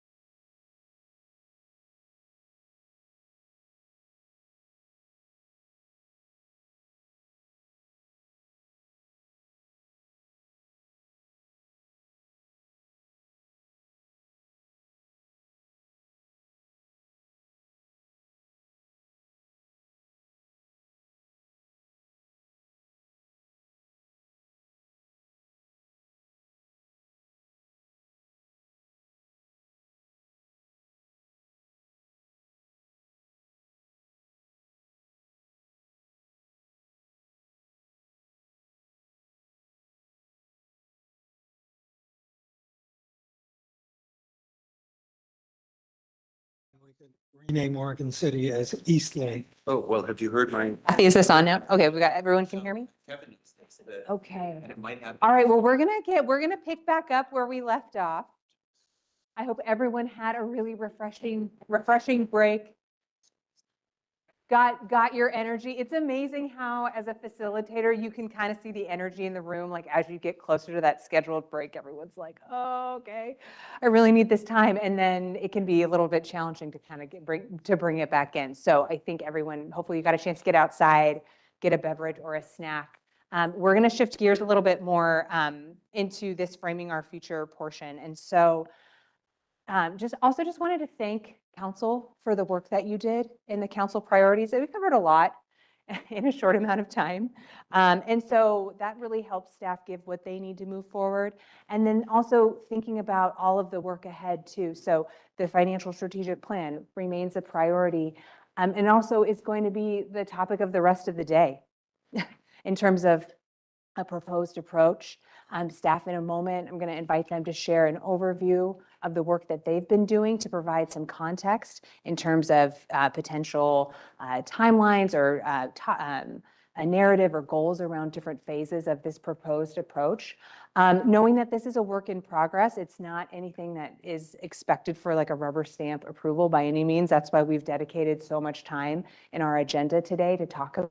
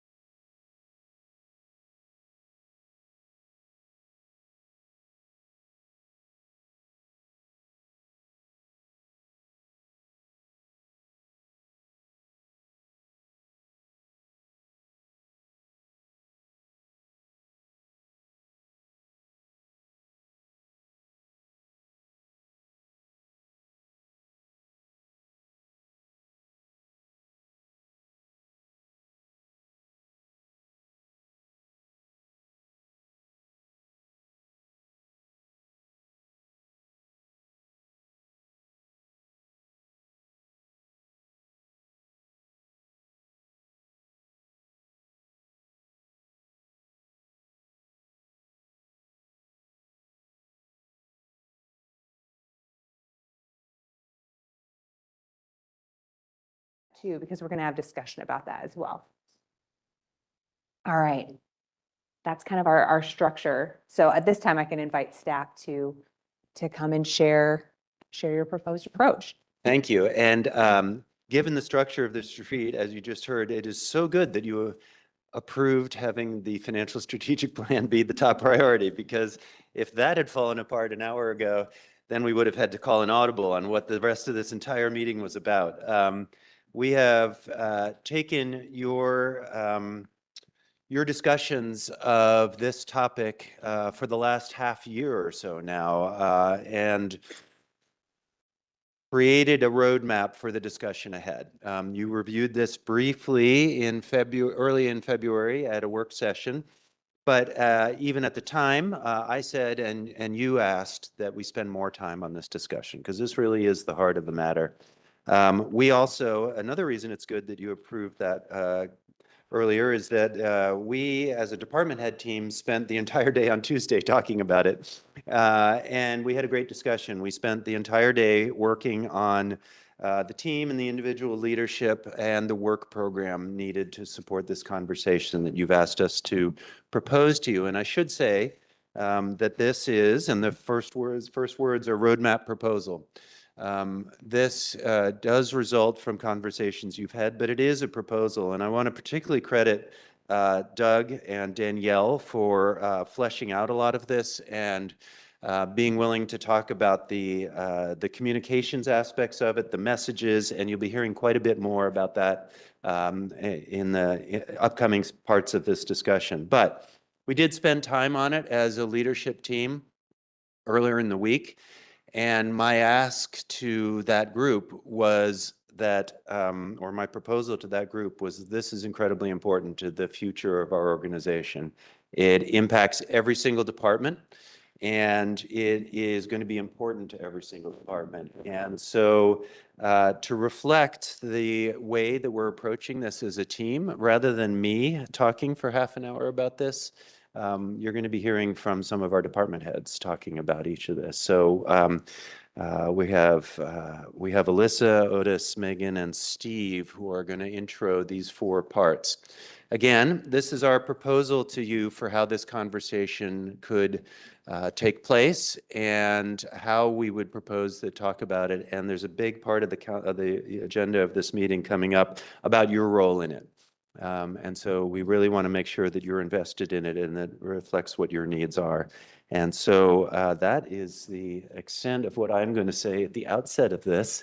And Alyssa has graciously offered, or sort of offered, to start us off here, and then she'll turn it over to Chief Rollins. Well, thank you. I'll just reiterate that the objective here is, for this roadmap, is to match the city services with the community's desires and wants. And so we do have a phased approach. I'll be talking about phase 1. We have it on here listed as March, so next week. But obviously that is open for discussion and direction from you. So this phase 1 is really about what we've heard from the council is wanting to start with listening. Before we can talk about budgets, projects, or potentially difficult trade-offs, we know the council wants to start by listening. So this first phase is about hearing what matters most from the people who live and work here. Every resident experiences the city differently. As a parent, as a business owner, as a senior, commuter, renter, volunteer. And so we want to make sure that we are listening from as many different avenues as possible. But it's easier to talk about the future when we understand the present. And good conversations start with a shared understanding. So it's our goal in phase 1 to make sure that we are providing clear, plain language overview of the city services as we currently provide. That will help ensure that everyone has the same understanding, the same starting point. So we will share who we are, what we do, and we will tell our story. And then we will ask the community, what are your expectations and your hopes for the City of Westland services and projects? You'll see that that is kind of the key open-ended question that we're going to be asking. We're not asking people to solve the budget challenge in this first phase. We're talking about values before decisions. We'll be creating multiple ways to listen and understand the community perspectives. You'll hear later on from Danielle and Doug about a little bit deeper dive into those tools, but we'll be using social media, the weekly email newsletter, print media like our OWL newsletter, which is also coming out really soon, and make sure that we can reach the residents where they already are. And we'll use yourwestland.gov to gather information, share information, and engage conversations. We will host, or we propose to host, a public listening forum or town hall with the city council. We will use all of our communication tools, pull out the whole bag, because there isn't just one tool that's going to reach everyone.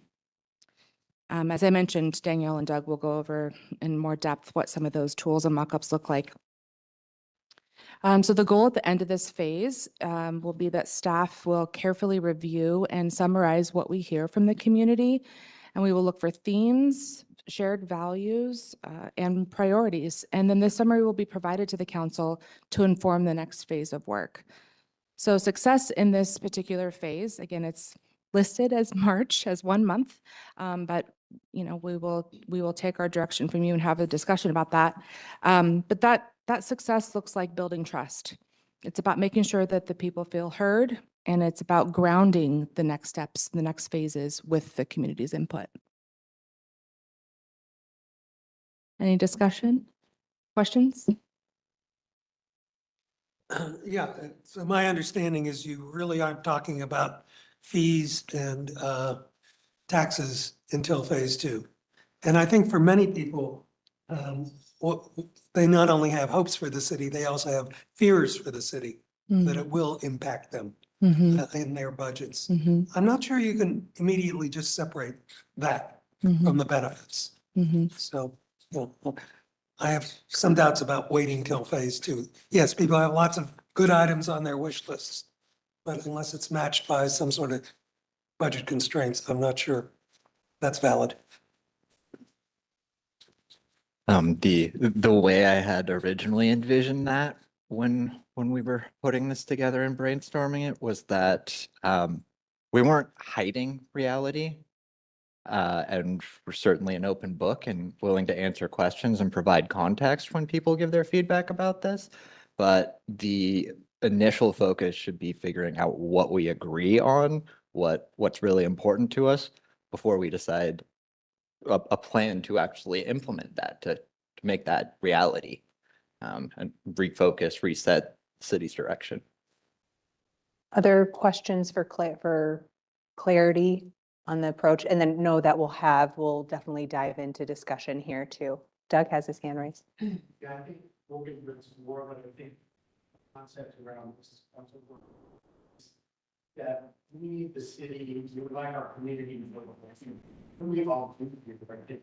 Many of the things that we're talking about. We've got handheld mic or you can have it back there. Sorry, here, I'll talk a little louder, so that the video can pick it up.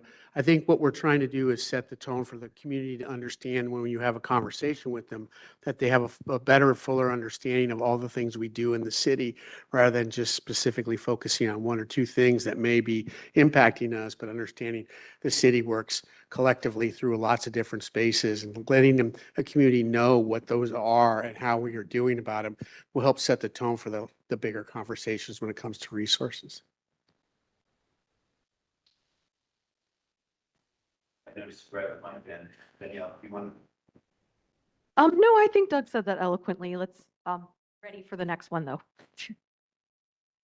I think you raised a good point, Councilor Groner, and you've hit on kind of the tension here that we've been trying to discuss at our different meetings about, how do we kind of roll out a financial planning discussion and not alarm people, or just allow people to weigh in and share their thoughts on city services and projects. So, and then there's obviously budget concerns as well. And that's what everybody is focused on out in the community. So, how do you kick this conversation off is what we've been trying to wrestle with. Thank you. Should we move on to phase 2? Any other comments from council? Is this just an overview and then there'll be time for council? Yes, so discussion? we're going to structure it as just hearing from staff and an overview so that you can receive the information. And then we'll have a structured conversation about these topics too. So if there are any points about clarification or something that you may misunderstand about the approach, or you want to just make sure that that's clear, ask that. Otherwise, you can make a note and that we'll capture it. Because I want to make sure that the 2 points that were brought up here, we're going to capture those also. Exactly. And just to point out, sort of here's the preview of the next part. And we've got basically an hour set aside for all of these pieces of, what could be scary, what could be hard, what could be great. So just let's note those. And Before the chief begins, I just want to say congratulations on your swearing in. And that was one of the highlights of my week, going to that wonderful event. And I note that we've already got the Otis Rollins Chief of Police placard there already. So they were quick to order that. So that's good. It's plastic. It's not the paper one anymore. So Congratulations. Thank you. I appreciate everyone who was for making the time to be there on Wednesday. That meant a lot. So appreciate it. All right. So phase two in our plan is slated for the month of April. And phase 2 is going to build directly on what we heard from the community during phase 1. The goal is to organize the community input into a clear list of priorities. And so we're asking 3 central questions in phase 2. The first question is, what does the community want? Question number 2 is, what is that going to cost? And number 3, how do we pay for it? Right. So this phase here is all about clarity and context. It's not about final decision making. Right. So what we're doing is we're moving from broad ideas into practical considerations, making sure that the community expectations that we heard about in phase 1 are aligned with real services we provide, real costs, and real funding mechanisms. right? We're trying to help ensure that we continue transparency, fiscal responsibility, but just creating an honest discussion about the trade-offs between those three main questions: what they want, what it's going to cost, and how do we pay for it. So phase two, so here's what phase two is and is not, right? Phase two is a drafting and an organizing phase. It's a financial context discussion, opportunity to refine and clearly list out priorities and acknowledge the trade-offs. And here's what it's not. It's not a final decision-making stage. It's not a commitment to any specific funding methods. And we're not trying to narrow options without public visibility. So I think that the responsibilities in this phase, as far as staff goes, really what we're trying to do is, again, organize a clear list of priorities, structure those so that they're easy to understand, they're thematically grouped, and then just provide a high-level estimate of cost and possible funding mechanisms. That's so in short, right? That's what we're doing, is we're grouping these things together. It's about alignment. It's about matching vision with reality. And then it's about preparing the community and the council to make informed decisions based on the information that we gather.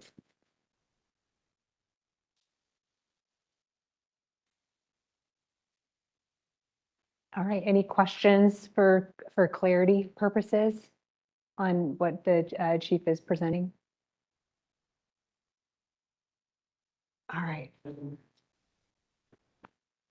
Sure. I mean, so far I'm kind of following this as phase one is the what phase, right? With the general education. Phase two is the how phase, when we're identifying those real funding mechanisms, as Chief Rollins explained.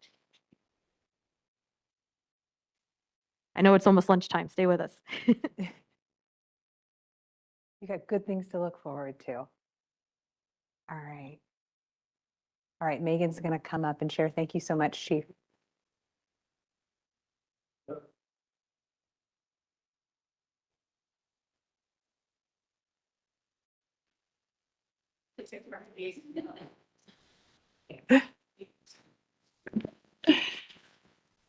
Hello, everybody. I'm here to talk about phase three and kind of going after Chief Rollins. He was doing the how, and this now next phase is about how we send that information that we've gathered back to the community for review and reflection. The timeline in that is set to be in May and June. And the main goal from this is to be able to make sure that what we've created and put together, that the community, it really reflects what their priorities are, and then share those funding options.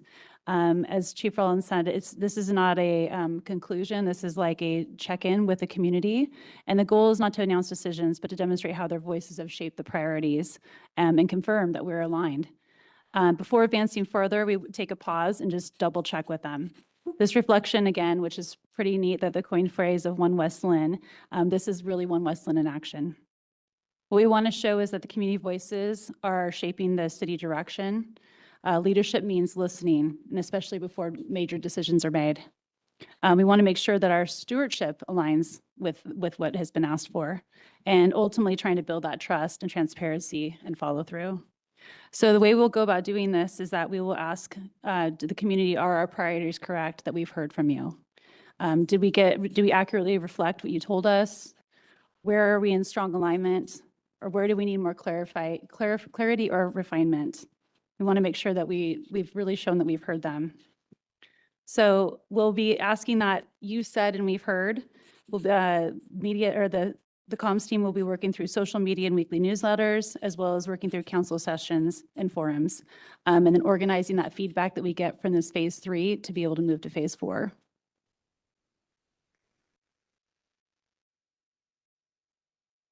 Thank you. Questions for Megan on phase three? Questions of clarity. All right. Otherwise, All right, and phase four, which is proposed to occur over July and August of this year. So this phase is about the council taking everything that we've learned up until this point from the community and deciding what should happen next. So the overall goal of this phase is to choose actions that match community priorities while also keeping the city financially stable in the long run. The final plan will explain the decisions clearly show how community input shaped the outcome, and lay out a roadmap for how the city will support services and projects over time. As far as roles and responsibilities in phase 4, the council will look at the big question: what actions do we need to take to meet our community's priorities? The council will also talk through ideas in work sessions and continue listening to the public and their input.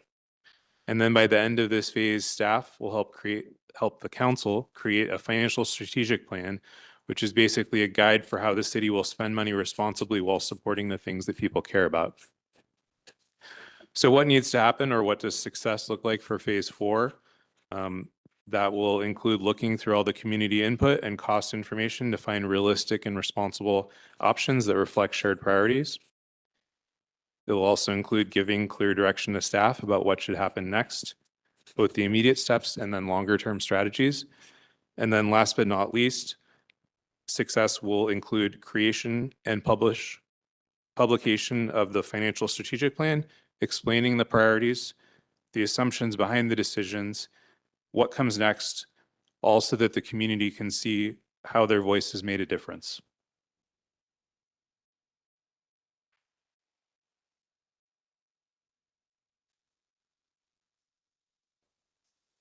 Very nice to hear from multiple department heads as part of the process. It sounds like a good retreat happened on Tuesday for you all. It is really incredibly gratifying to me to see our whole team involved.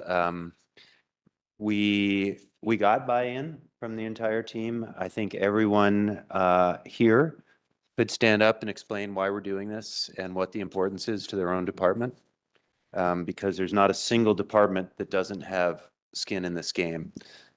Even our internal departments are, our general fund driven internal departments have an interest in making sure that we have a stable and thriving general fund suite of services. And so it's actually incredibly rewarding to me to see that part.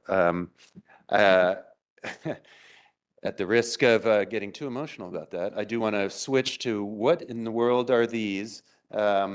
We had a working lunch where we learned how to craft owls out of clay. And the reason we did that is that this whole exercise is going to be about creativity. It's going to be about doing some things that we don't always do.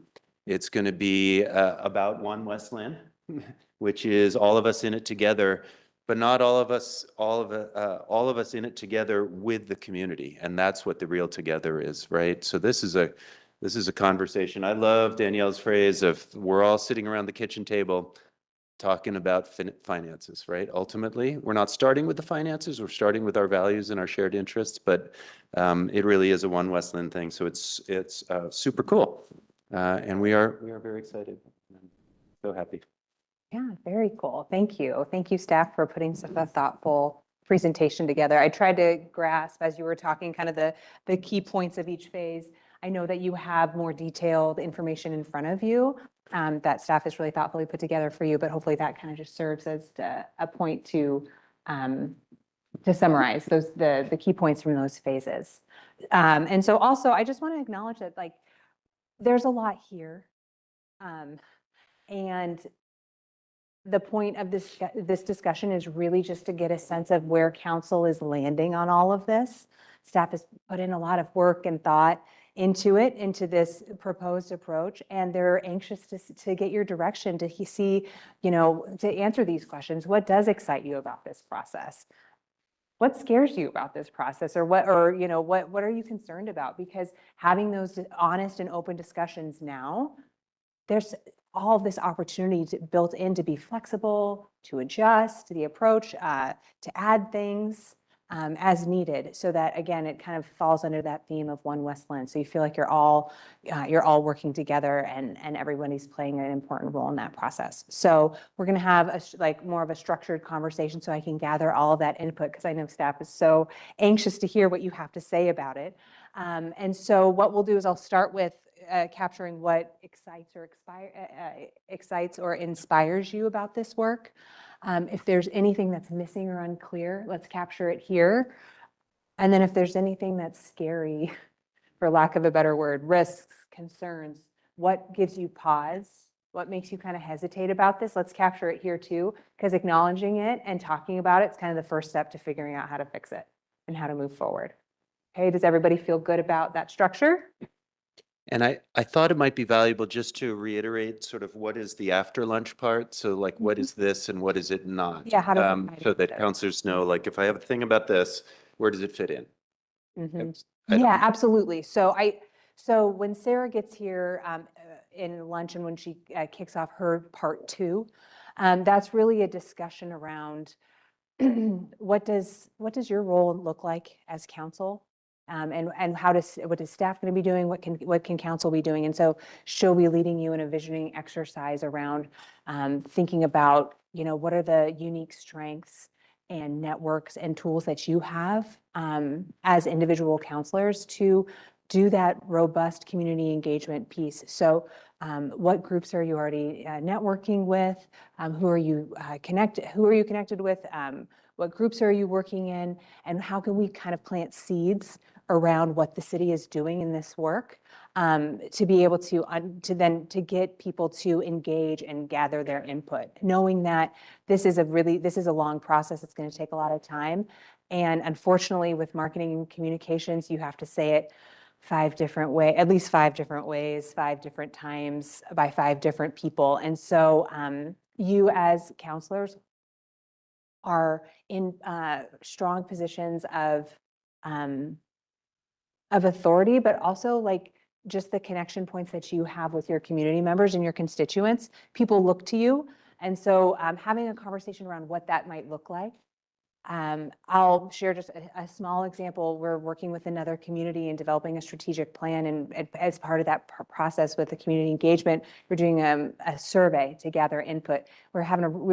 Staff was working so hard, doing a lot of different mechanisms to try to get people to answer this survey or participate and give their input. And then we decided to do a friendly competition with council, and we made custom links to the survey and gave each counselor a custom link and a little quarter-page flyer and said, let's have a friendly competition. Whoever can get the most survey responses, gets bragging rights. And it was pretty amazing. Between all of them, they got more than half of the total survey responses, and it changed the demographics of who we heard from. So traditional methods, or what staff was doing, was hearing from one portion of the community. But you wield a lot of influence in your perspective, and it's really valuable. And so with this goal of this really robust community engagement, thinking about, what role can you play? What strengths can you bring to it? So Sarah's going to be working through that discussion with you, and hopefully to bring clarity to, what is council doing in this space? What is staff doing? So it's really, really clear. And then also it brings the question up is like, are there areas where you might need additional support or help to be able to advance your goals together, so that you really get it right? Because so much is going into this effort to get it right. And then staff can come back and share a little bit. They touched on proposed timelines. It's just a proposal at this point, really looking to get your input in terms of what feels right in terms of timing. And then thinking about that will help inform kind of the next steps about how we put this plan together. So that's what. Did I miss anything, John? Danielle? Since we've gone over some of what has been proposed, would it be helpful for council for me to speak a little bit about the how of the communications portion of this now, rather than after part 2, where we are getting into more specific examples and resources? I could do like a quick overview if that's helpful for the discussion. That would be helpful, I think. And I just have to say, if we did that sort of competition where each counselor got their own link, I don't think any of us could compete with Counselor Bonington. So we'd have to be like in golf, where we'd get some strokes on him to start. I because would he'd recuse get- myself. It would only be fair. It would only be right. He'd get way too many views versus us. Okay. Well, in all Anyway. fairness, there was one counselor that got like 700. They just got like 700 of this 1,800 responses. Can you introduce us? Sure. You have that's like a like-minded. Yes. I just had to make that joke because he's doing a great job on the Facebook engagement with the community. you can add whatever you'd like to the conversation, Danielle. You're our community relations coordinator, so that's going to be a key role in this whole community engagement endeavor. Well, that's true, but it really does take a village. And I want to echo what John said about staff being all in on this, all hands on deck. I think I was really impressed and grateful for the attitudes that everybody took at the retreat and trying to embrace this. And, you know, we're all affected by it. The whole community is affected by it. So we need to be in this together. So just to speak really briefly about the brand of framing our future and what we're trying to how we're trying to shape this conversation. As the city looks ahead to this series of decisions over the coming years, there is an opportunity to ground those conversations in a consistent values-based framework. A strong brand framework is not a slogan. It is a way of organizing how the city explains why services are needed, what they support, and how individual decisions fit together over time. The goal is clarity and consistency. This framework is intentionally steady and inclusive. Framing our future emphasizes responsibility, continuity, stewardship, rather than any kind of urgency or crisis. It reinforces that this work is about both maintaining the services and spaces residents value today and planning responsibly for future needs. This framework is broad enough to apply across departments and topics, flexible enough to evolve over time, and aligned with the One West Lynn ethos of shared responsibility and collaboration.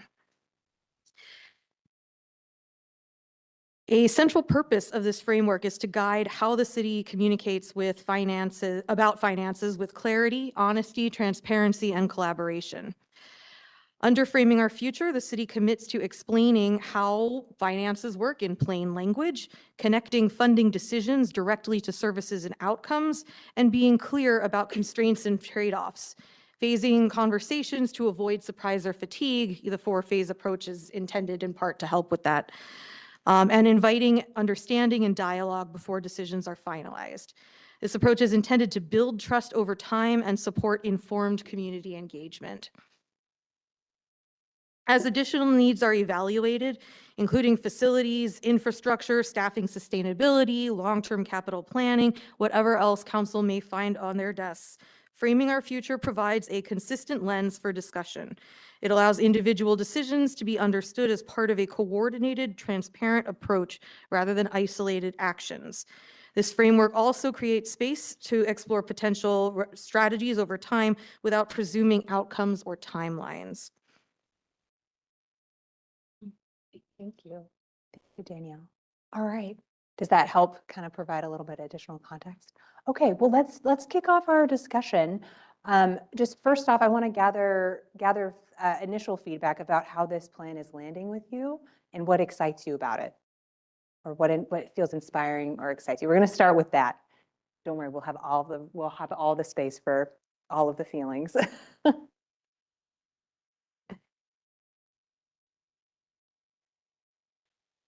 Well, I absolutely love this approach. And going back to my career finance in government, the timing on this couldn't be better, because this will provide a pathway in creating the next biennial budget.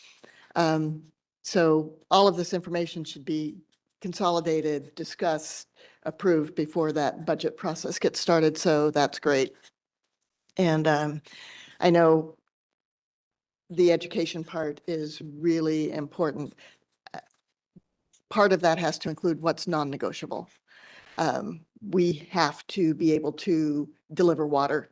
You know, there are things that we have to spend the money on no matter what. And there's also that communication about, you can't say, well, we want to take this street money and we want to build more park facilities, you know. So those are the kinds of things, you know, with my finance and governmental budget brain that I think of, that the public doesn't necessarily look at the way we spend money or the funding that we have in that way.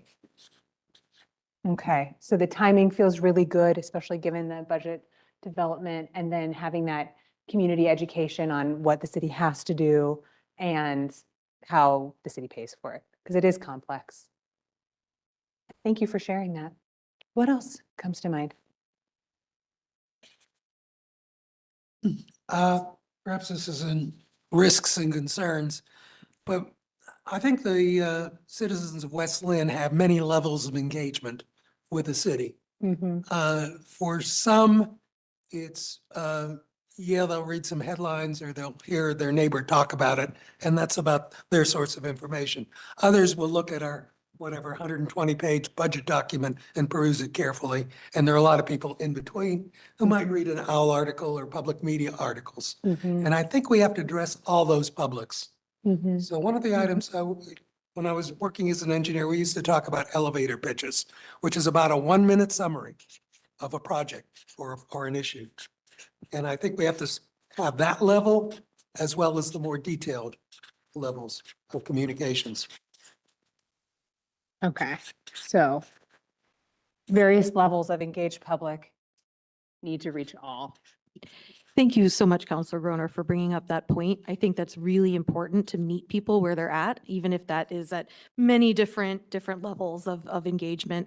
I think one thing we're going to want to do, and we can talk about this a little more in part 2 today, is mobilize some ambassadors, some citizen ambassadors to have the power to talk amongst themselves, to, talk directly to the city, to be able to easily share snippets, sound bites, bits of information and news in each of their own circles. We really do need to depend on the entire community to talk to each other in having this conversation in order for us to be able to fully hear the whole community about where they're at.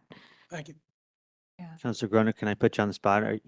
What excites you or inspires you about this proposal? I think this whole process, I agree with Councilor Bright, is the right process of kind of gradually building public consensus to what we must do. Thanks. Just Yeah, trying to thank make sure we hear from everybody. Thank you. I appreciate that. Thank you. Go ahead. Good. I- President. Thank you. I really appreciate the input, especially from Danielle about kind of how you framed this campaign of information outreach.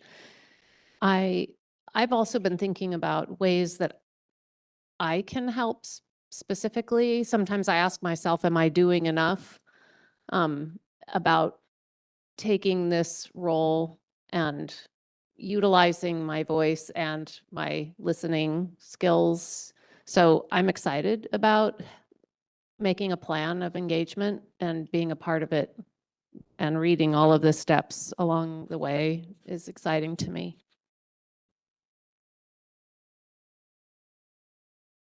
Absolutely. And I'll say to Councilor Groner's point too, like there's connection there. So people receive their information, they engage in different ways. And so whether it's a citizen ambassador or a counselor, who are they hearing the information from? Are they reading it, seeing it on social media, attending an event, having a conversation? Like there's just a lot of great ways to be able to connect with people. Doug? Mentioned that this afternoon, we're going to talk a lot about those areas waiting for tourists, which is what you're Yeah, I'll share. More of the details after. Yes, and so, so that's kind of that visioning exercise that that Sarah will be guiding you through around, okay, what strengths or what networks or what can I do? What excites me? What do I feel comfortable with in this process? And exploring that a little bit more and sharing that together. All right, who else haven't we heard from in terms of what excites or inspires you? I can go too if you want a minute. I mean, obviously I love the plan because I helped make it, but you guys took a seed of a concept and presented it so much better than I ever could have. And that was really special to watch you all present that in that way. So thank you for that. Obviously, I'm fully in support of it.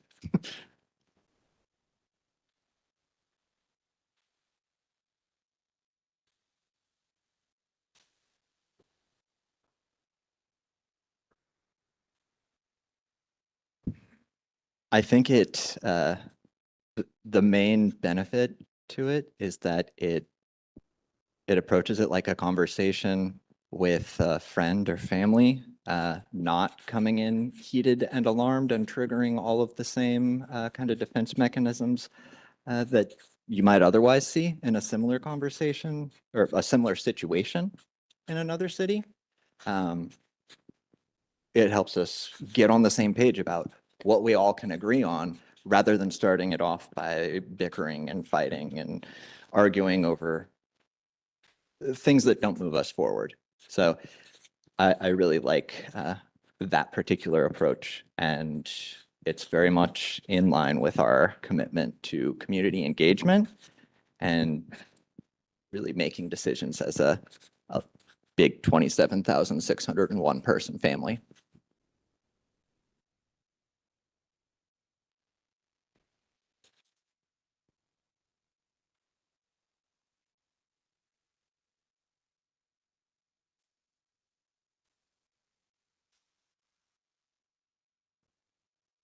Feels, and like the subtext of that is like, it just feels really transparent and inclusive.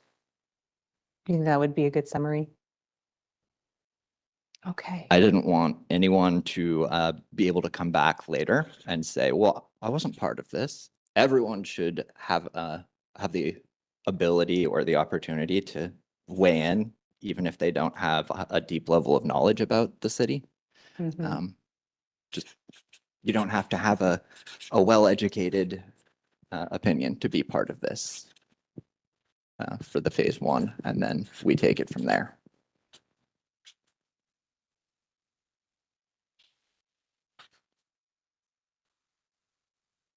Yeah, that's like the last, it's like the last thing you want to hear after you go through a huge event, huge campaign and initiative where it's like lots of dollars, lots of people, lots of time and effort. And then for someone in the community, to be like, what are you talking about? I have no idea what you're talking about. And so this is probably one of the most comprehensive approaches to creating a strategic, financial strategic plan that I've seen. And so hopefully that will help with that. But again, it's like kind of laying the groundwork for really successful effort, though it will take, we'll take everybody working together and doing it in a bunch of different ways. Thank you for sharing. All right, who haven't we heard from? Any? Oh, you went Councilor first, Breckland Doug? first, yeah. Okay, well, I have two things that is exciting. First of all, it's hearing from a very broad group of the community, like broad community engagement, getting out of our usual channels and trying to engage with a large swath of the public. And we won't hear from everybody, but hopefully we'll hear from as many people as possible who want to participate and share what they want to see from the city. That's one. And two is just being proactive about these conversations and not waiting until we get to a situation like we've seen other cities have to go through, budget deficit, budget cuts, and then they get to that point, and then they have to go through these really difficult conversations and make rash and quick decisions that aren't good for their city. But the proactive approach we're taking to these conversations, gathering this data, engaging the community in a positive way, is good and is exciting. Does the word proactive fit? Yeah, proactive, being proactive about these conversations. Very much. And in fact, I think it's a credit to staff that we are able to identify this before it becomes a problem. And if anyone's looking at it and going, oh, the city's messing up again. No, that's the exact opposite of what's going on here. And we have this gift, this advantage of being able to solve the problem before it becomes a problem. And we should take advantage of that, clearly. I really think that's a credit to this council. And John likes to say, this is a slow building, this is an opportunity, right? And we want to make sure that the public understands that this is an opportunity to realign their values and the services we offer before we are, having those conversations about cuts and before something is a crisis. So we want to make sure from a communications perspective that they're well aware that those are our intentions, and that, we're glad to have this conversation together now as soon as we can. I'd like to add something to the exciting part of this. And first of all, I was so happy that Councilor Breck started off with the timing is perfect. I think all of you as counselors have an amazing through line story to tell about this conversation, which is that immediately following the adoption of the last budget, during that adoption, you asked for this conversation and you wanted to move forward to more substantive discussions. You spent fall, you had 2 workshops in the fall and spent council time in the off meetings talking about all of this, and now are potentially launching this public project. So that more than 1 year in advance of adopting the next budget, right, I think is a really, really important, and I've been describing it internally as we're adulting here. Like we're actually taking on a hard conversation earlier than the emergency time, which is really great. The thing that I would like to add to the excites or inspires, and maybe this is just my thing, but I am so proud of this organization, and these early phases and all the way through have an opportunity for us to tell the story that I've been describing as who we are and what we do. And I just couldn't be more excited about it. Like I want to clear off everything else off my desk and just spend the whole next year talking to the community about what it is we do. You've already seen, like, just in the last couple of days, you've seen some awesome communications from the police department with information. And it's just tip of the iceberg, I think, about what we're going to do. And it's going to be so fun to tell our story. And I'm looking forward to it because I think we have a lot to be proud of. And that's built into this work program. And so a little thread that I noticed too, Councilor Bonington, when you talked about like a civics engagement or civics academy or governance 101 or just more, a general increase of awareness or understanding about, what does the city do? Who are we? That's really exciting. And that pays dividends, not just for this process, but just kind of as an ongoing to have a really engaged and informed and well-educated public in terms of what the city does and where other responsibilities lie. All right, so we've captured that. What about, let's move over to what do you feel like it might be missing or is unclear? Where are points where you need more clarity? Something that might be missing. Let's just go around the circle so we hear our U-shape. We'll start with Councilor Bonington. This was intentionally left vague, at least on my part, and I assume staff continued that theme, but the actual timeline of how we go about this is not, none of it has to be set in stone or anything, but specifically that when we move forward with each phase, what the result of that is, if we have to put something on a ballot when that happens, that is unclear and missing, but kind of by design. So. Yeah, staff, any comments to share in response to that? You have it partly on the agenda. We laid out a work program that is short for a government program, 6 months long. A phase being a month is actually incredibly fast. It may not be the right timeline. We set it up so that actually it was a thing that happened and that in half a year we had an action plan. If the community, if the council, if all of us need more time for any of this, that can happen. But the other driving mechanism, the other driving piece for the timeline was August is the required, it's the drop dead date for putting something on a November ballot. If any piece of this wants to be on a November ballot, it would be in August that you would send it. So you would need this. If that is not a driving timeline, then it gives us all more time to do this. Not that I would really want to draw it out, but phase 1 could be 60 days, could be 45 days, before it starts moving into phase 2. But we'd be happy, and there's some timeline parts coming up later in the afternoon, I think, Ashley, which is, and we can place some things on there to just to get those in our head. I think I might also question, and we don't need to answer it right now, but we should be following the timeline with a mind for when crunch time hits, when we might start to see negative consequences if we haven't taken action, and try to keep ourselves on track for that so we don't lose the proactive advantage. And I was going to also say with crunch time, I start drafting the budget in the fall. before. And so it takes quite a long time to go through everyone's budget and get to a point where you know exactly where you're at. And usually that doesn't happen until February or March of the year. And so it's really nice to know going into that process what our revenues are going to look like or what our expenses are going to look like. So the sooner the better in that sense, but I know that there is this timeline to it too, and it takes time to put these things together. So. Okay, so I'm going to capture that as like it'll help in the budget development process. But knowing there's flexibility, and we're going to discuss that more. I just wanted to add Yes, thank you. one more thing, and that is that if you could just keep it in the back of your mind, phase one is it's evergreen. We're going to be doing some things around phase one from here going forward. So telling our story isn't just going to be in the first phase. It's going to be something that you see continuing through. We'll be talking about it more this afternoon, but I wanted just to let that be known that that is going to be something that we're working on as staff about telling our story and why that will continue. Of course, it'll be accelerated at the beginning, but it's going to be a through line and an evergreen piece of what we're trying to do from a communication standpoint. Thank you for that point, Doug.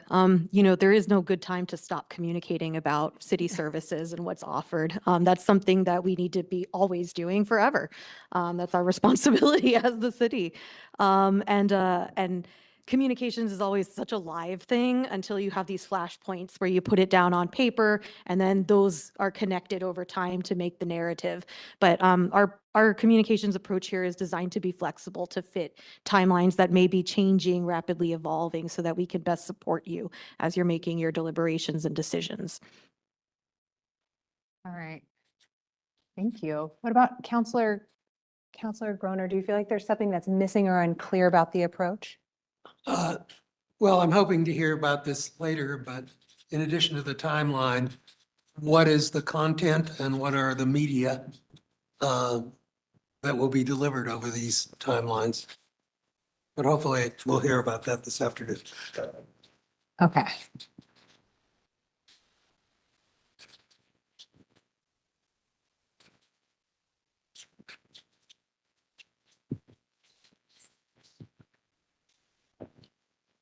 All right. Counselor Bright. I guess my thing, and again, this goes back to many years of government work, is how do you know when you've gotten enough responses? You know, we get out there, we get responses from a couple thousand people, and we move forward with this, and we're still going to have people saying, why didn't you tell me? I didn't hear anything about this. I really think we should be doing this instead. So, you know, how do we measure that outreach? How do we measure that we've received enough input?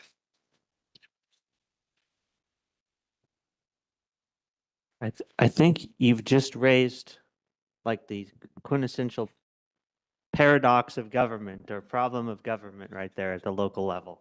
Thank you, Counselor. Well, something that you can do, and maybe staff might have some thoughts to add to this, but on the outset, you can do almost like a rough community profile and think about who's in our community. You can look at age demographics, race, ethnicity. You can look at populations by neighborhood.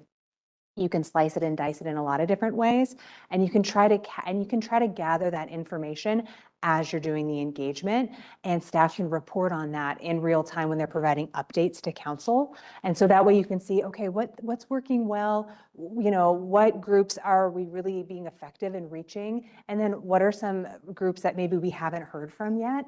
And so whereas there's no clear, like, you know, what's that magic number in terms of when is enough, at least it can help you know, like, do we have any gaps in our engagement? Are we hearing from people? So that can be useful. One thing I would add, and we can talk about this a little bit more, professional polling is always an option at any time, or before big decisions, or as part of intro. So we can think about when you might do that, just to ensure you have sort of that random scientific cross-section of community members to complement all of the personalized outreach we're going to do. I think I might suggest, and it's unfortunate that I have to, but it's 2026 and technology's weird.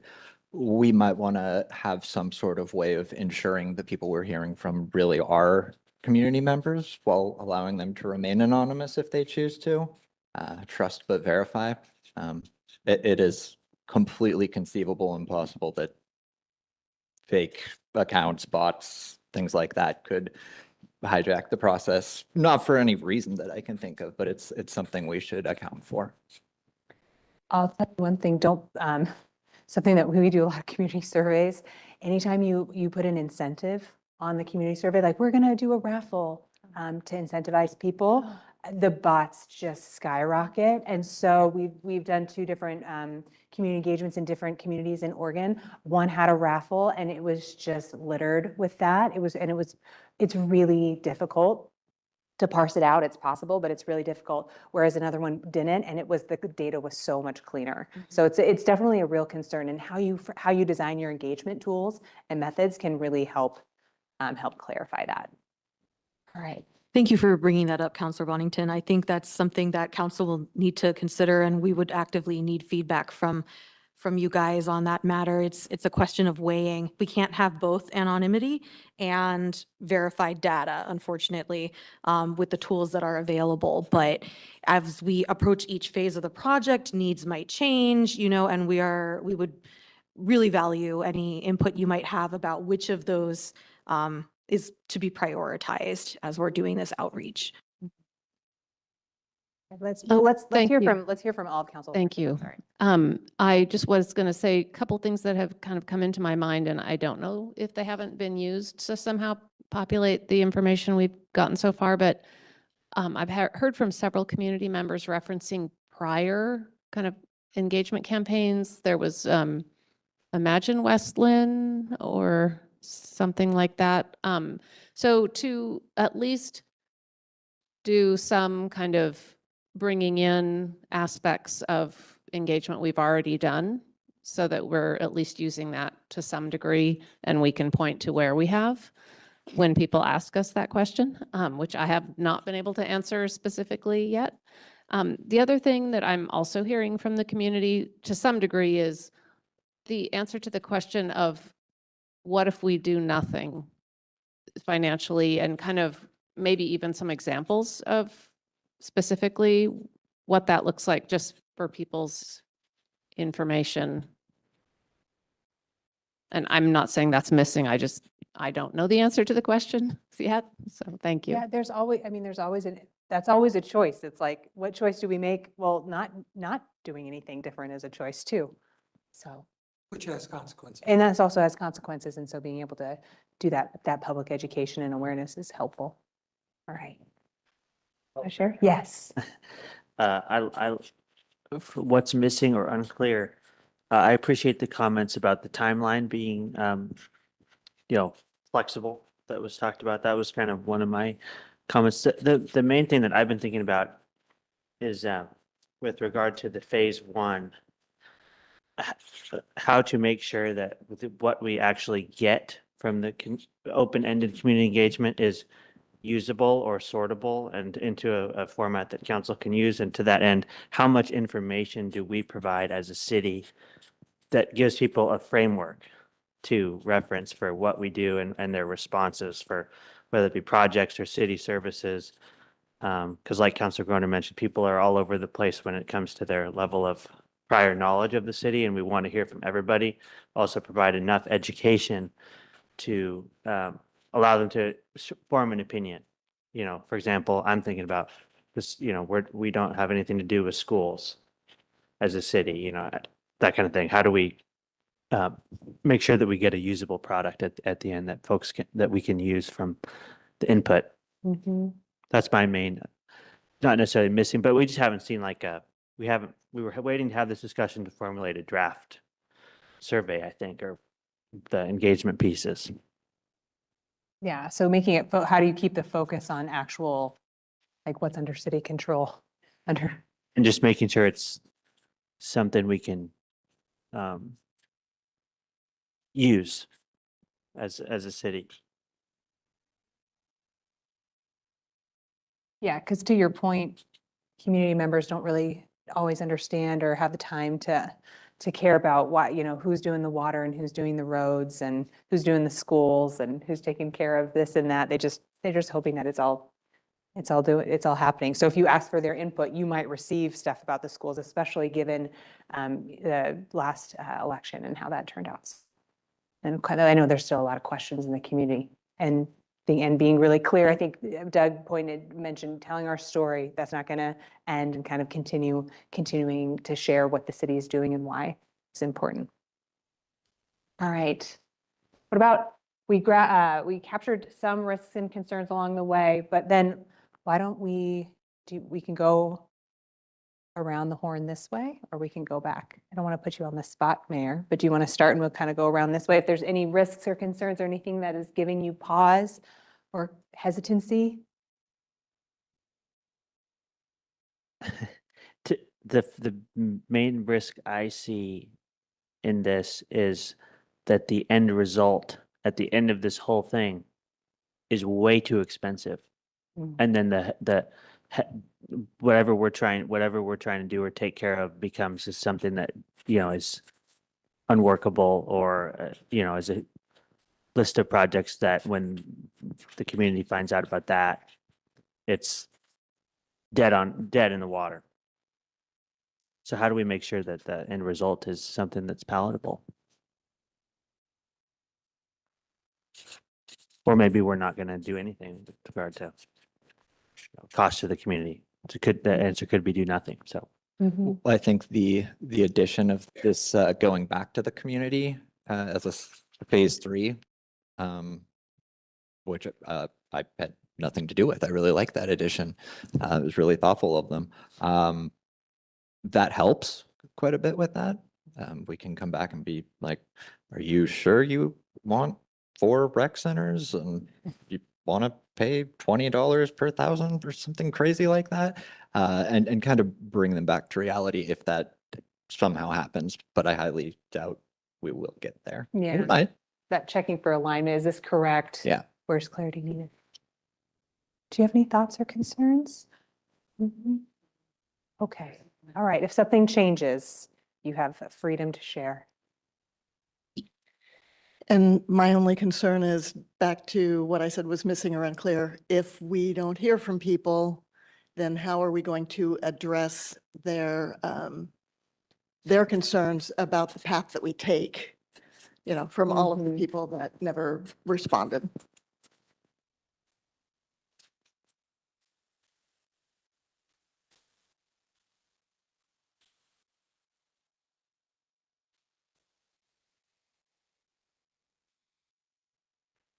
Yeah, if we don't hear from people, how can we address their needs? So definitely worthy of concern. Can do any, and also you could run this campaign flawlessly. You could do everything in your ability. And at the end of the day, you might not hear from everybody. And so just trying to keep that in mind. You do the best that you can, and then you try to educate, gather, and doing, you're even building in time to check for that.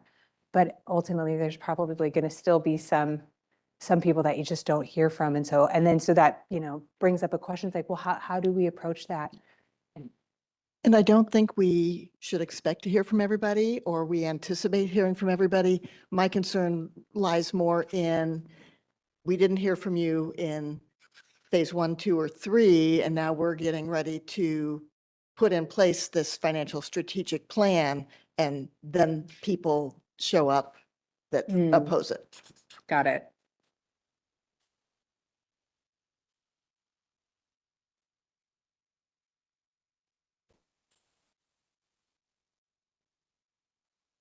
Yeah, that's certainly a risk. We've seen it play out in communities here in Oregon. Yeah, I did think of something kind of related to that, is that, and I don't have a suggestion right off at the offing, but community engagement and involvement, it seems like to my observation, often skews toward the negative, the cynic, the non-trusting. So if we're getting a lot of input, it might skew the result or kind of skew our perception of public perception because we're not hearing from people who are fine with what we're doing. So how to engage, I guess, people who aren't thinking we're up to something or incompetent or both. Not sure how to put that. Sorry. No, that's a really good, it's like everybody has that negativity bias, the things that like you could have, you take, I don't know, we all have those experiences where like we do something and then we're focusing on like the one thing that we did wrong. The one, so from a community member's perspective, it's like, oh, that was that one time where the road was closed. Yeah, I like that Street negativity sweeping. bias. It's a real yeah. thing. Yeah, it's a real thing. People tend to focus on those negative things. And kind of it's like we're our own worst critic. We also tend to do that. We honestly, we probably, if we're being realistic, don't hear nearly as much criticism as maybe others in our position do, for whatever reason. Not saying anything about that. And so it seems to hit really hard when it does happen. So I might suggest we not fixate on it and be realistic about what we're hearing and weigh it accurately. Absolutely. Counselor Groner, you have your hand raised too. Yeah, one of the pieces of communication that was most convincing to me is that bar graph that you produce of our taxes versus other towns. I was kind of wondering, it occurs to me other towns are probably in a very similar situation. So if we're comparing our changes to their current, that may not be a fair comparison. So I know it's a quibble, but to me, that was an important piece of communication.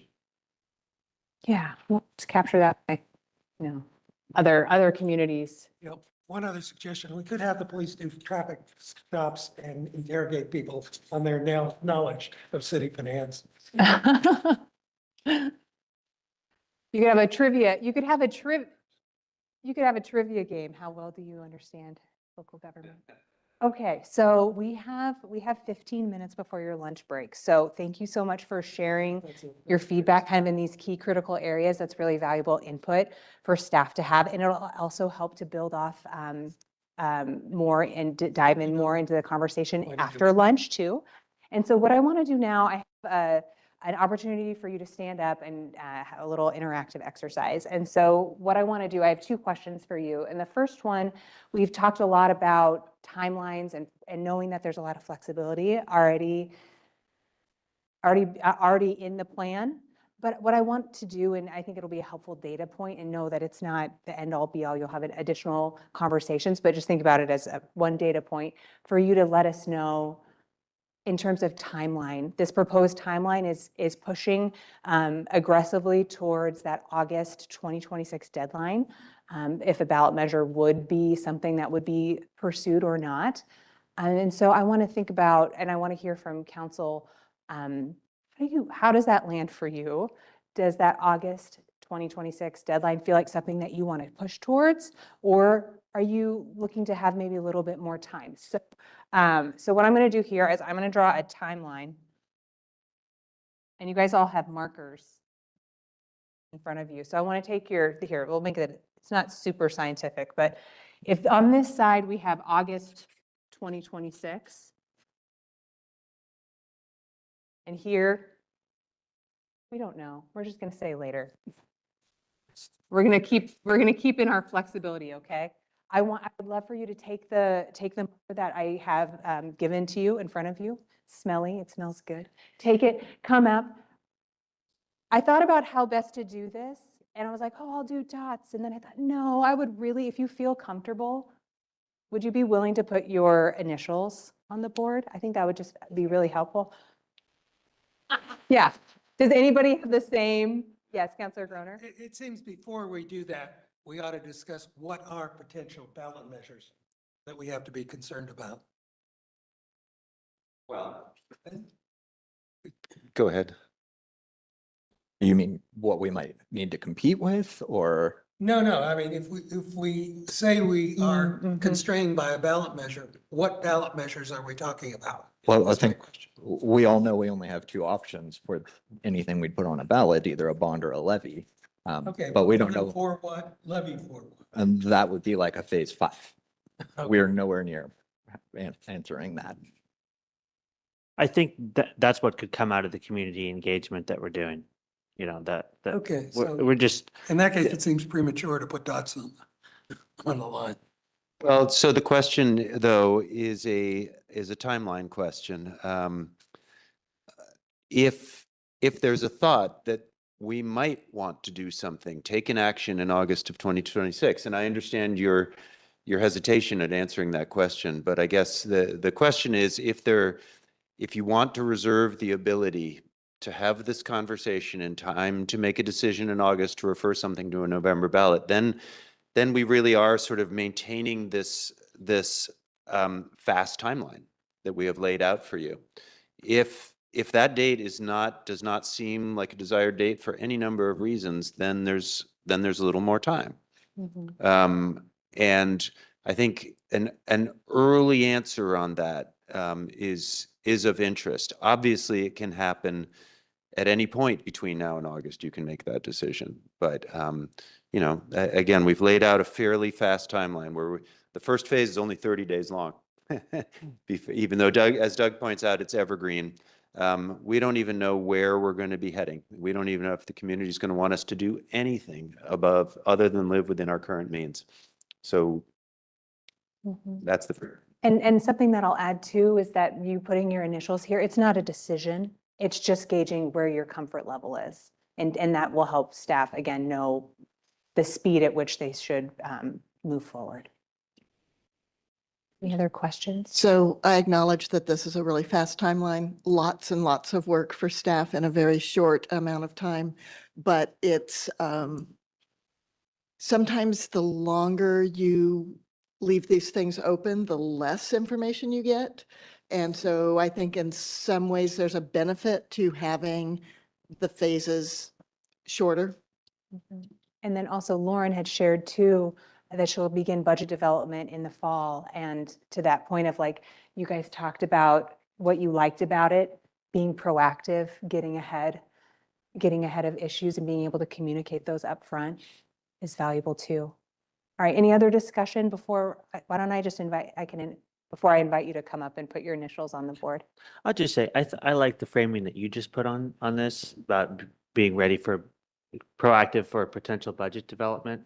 I do think if we start framing this conversation around, you know, a yes or no on a ballot measure, that then elicits reactions to potential taxes, and we're really focused on like just gathering information at this point. I don't know whether we would even put something on the ballot in November or May. So maybe we take that because we haven't seen the results from the community input. We haven't, just like Councilor Groen is bringing up. So maybe it's more just a timeline check on preparing for people to come out of that, these conversations related to ballot, but doesn't have to be framed in that way. Yeah. This time when not so much is Right. unknown about issue. Right, so this isn't about whether or not you're doing a ballot measure, it's the pace of this project. It's helpful to keep those timelines in mind too, just for. Yeah, that's logistical right. reasons. I like exactly what you just said. Does this proposal with 1 and 2 month phases to each part feel like a reasonable timeline?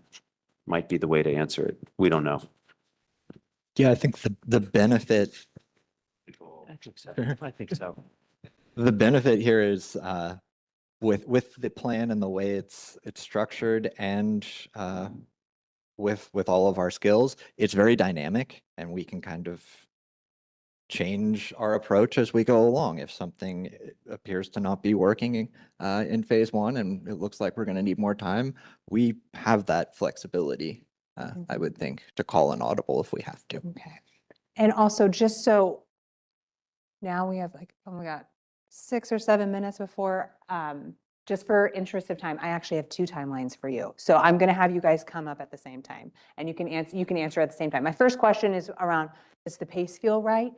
And the second question is just overarching readiness to move forward with this plan. Do you feel ready or do you not feel ready? And if maybe you're in the middle or if you're leaning one way or the other. So I'm going to put up my other one and then I welcome you to come up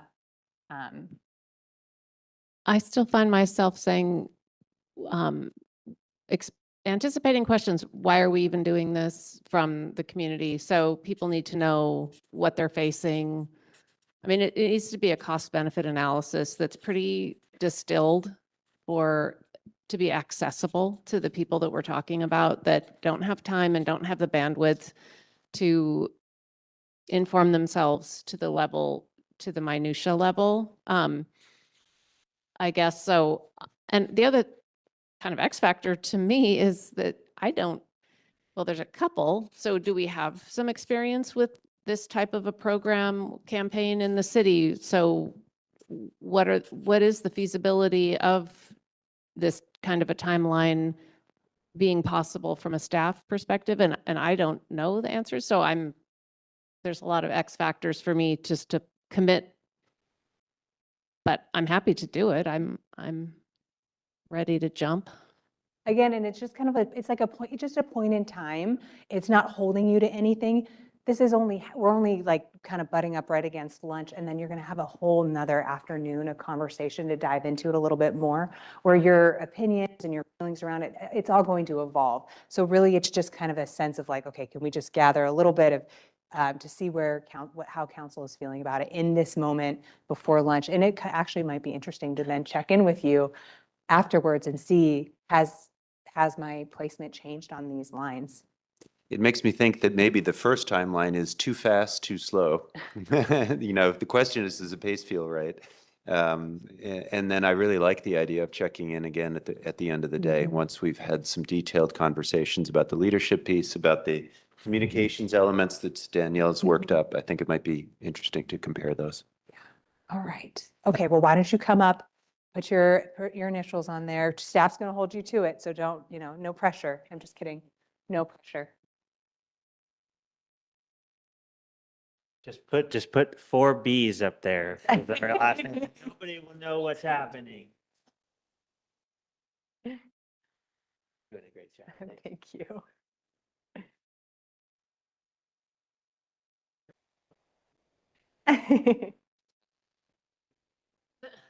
Oh, you guys do have a lot of bees.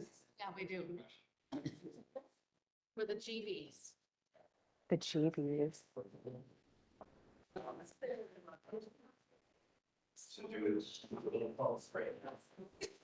Government moves slowly. You have to move. It Start does. fast and then. Yeah, slow down. Twice. Never gets done. That's right. I Local know. government, you know, look at these plans we're doing. They've been going on. They've been going on for forever. Yeah, because this is just your plan for what you're going to do.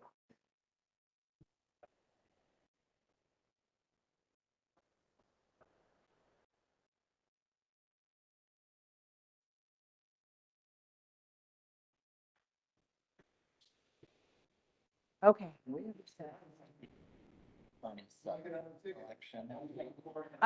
we didn't define it as a group. I was kind of thinking May would probably be there. But we could, yeah, maybe something to bring up later. But where would you can put your initials and then maybe add a note if that's helpful. I think we need one. Okay. I'm happy to go with that one or that one, depending on what we find out. Just needing the information. Okay. All right. The other question is readiness to move forward. What's the alternative? Mm-hmm. For example, what is? Well, yeah, you're ready to move forward on the framing our future approach. Yeah. And so you're interested in cost of it? Yeah. Okay. All right, let's capture that. Okay, well, let's What see. is the alternative? Yeah. All right, well, let's have everyone come back down. I have 3 more minutes before your official lunch. So thank you for providing your input. I got 3 minutes. I'm going to take it, okay? So Councilor Bonington made a good point. We didn't clarify it with this. He's like, is this middle point? Is this like May 2027 election, or is that there? I didn't want to say one way or the other because I didn't want that to skew the results of how the rest of council voted. So just know that that's some context there. And then Councilor Groner brought up, and I'm going to write it here, a question of cost for the program is a question. So to actually do this work. So I wanted to make that. What is the alternative? if Oh, we yeah. don't do it? Okay. Cost of program, and then I'll capture that, and alternative to not, again, because there's an option to not do anything. All right, and I just, most of all, I just wanted to thank you so much for your time and attention today. I know we've covered a lot of different topics. You could easily have a whole council retreat just focused on council priorities, and you guys moved through it really, really quickly.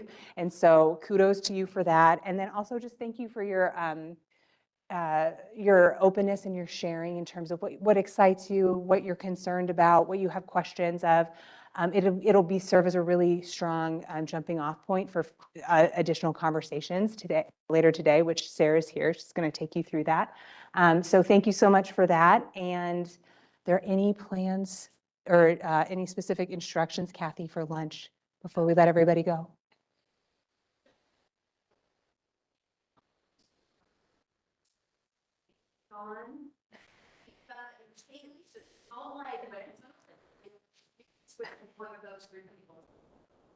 All right, sounds good. Okay, well, thank you so much, everybody. Enjoy your break. We'll come back at 1:15 for phase 2. Yeah, thank you. Yeah. Thank you. Thank you. We're adjourned for lunch break.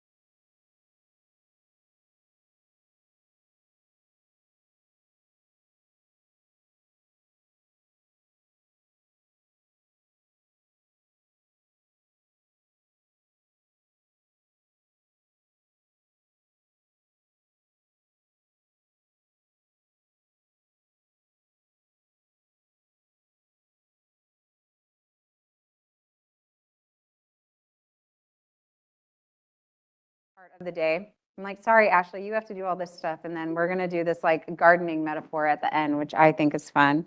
But I hope you guys think it's fun as well. And I heard Ashley did a great job. You guys had a good morning. All right, well, I'm going to try to keep the energy going and feel like that's a lot to live up to, but I'm up for the challenge. So before we jump into the exercise, I just want to ground us in the idea of why we're this idea of the Victory Garden. Does anybody know anything about Victory Gardens? Yes, tell us a little bit about Victory Gardens. Oh, Mike, yes, thank you. It was a campaign of kind of community resilience during World War II, where people were encouraged to have a garden, partly because of rationing and inability to get goods to people, but also just kind of to combine efforts and for a greater goal. Yeah, okay. Anybody else have anything they want to add to that? Mary's exactly right. Did you have, oh, were you just scratching your nose or did you have something else you wanted to add? Both? Okay. Feel free to add if you'd like. Okay. Well, yes, during World War II, Victory Gardens, they weren't symbolic or optional. They were a response to real constraints, as she mentioned, limited resources, uncertainty, competing demands, and the federal government couldn't solve the problem alone, so communities stepped in. So people planted gardens not because they were experts, but because everyone had something to contribute. It was different skills, different spaces, different levels of effort, but a shared goal. And so what made them successful wasn't the uniformity of it, but it was the coordination, the trust, and the belief that small local actions taken together could meet a much bigger challenge. And so what I'm going to ask you to do in this exercise is to think the same way about community engagement. And not as a city program, but really as this shared effort, this shared responsibility, where council leadership, staff expertise, and community networks all play an equal role. And the question isn't about how does the city engage, but it's about how do we plant the seeds of success for together. So I'm going to break you into 3 small groups between council and staff.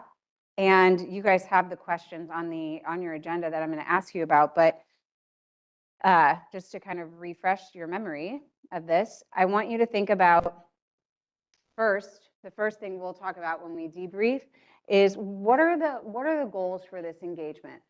What are the outcomes that we're hoping to see? So maybe think about starting with the end in mind here. And then I want you to think about what are the strengths that you bring? That's really, those are the seeds. Let's start with the strengths, planting those as seeds of like, what do we already have? What everybody brings something different. So kind of an example of that would be thinking about maybe, Kevin, I know you're really good at engaging online. That's a strength. You've got a really strong network and a lot of good skills in that area. And so like thinking about what are your skills in engagement? And then thinking about your network. So kind of building off this example with Kevin, it would be that you've got this broad network of folks on social media. Maybe you have other networks, places where you engage, whether it's the senior center, the neighborhoods, lots of places where you could, like if you have coffee clubs that you're a part of, or, just think about any place where you're engaging community. What strengths are you bringing? And staff as well. You guys are also going to get to participate in this. So like in what different circles are you engaging where you feel like we should be planting seeds there? Okay, so this will be about networks. This will be about partners. So think about boards, commissions, anybody in Westland that we're trying to engage with to make sure that they know about this work and are able to share input on the direction they want the city to go. Up here, the water and the sun represent the tools and the metrics. So we think about what are our strengths, who are we engaging, and then this is really about how are we engaging them. And so what sorts of tools do we want to make sure to look for? And are there specific metrics in mind of how we might measure how successful we are in these areas or targets that we're trying to achieve? Okay. Let's see if I missed any key questions. I think that was it. Networks, engagement methods. Oh, and one other thing to think about where do you already have trust where the city maybe doesn't have, where the city may not? So are there areas or networks or folks that you feel like council is really trusted, where city staff wouldn't be? And think about what would authentic engagement look like coming from you and not staff. So when you think about these tools up here, think about what would be really authentic to you. Those would be some guiding questions for that. So what I'm going to do is put you in your small groups and give you some Post-its. And I'd like you to just put your ideas down, one idea per Post-it. And when we're done, we're going to get these up here on the board in their respective sections. Questions about that? I'll be floating around to provide support. Okay. We have in here, I think, some staff leads to help facilitate or keep you guys on track. Why do I keep mixing up my pages here? Here we go. John, Doug, you guys are the appointed 3, okay? So with Team John, we'll have Counselor Bonington and Mary. And then how many folks from staff do we have?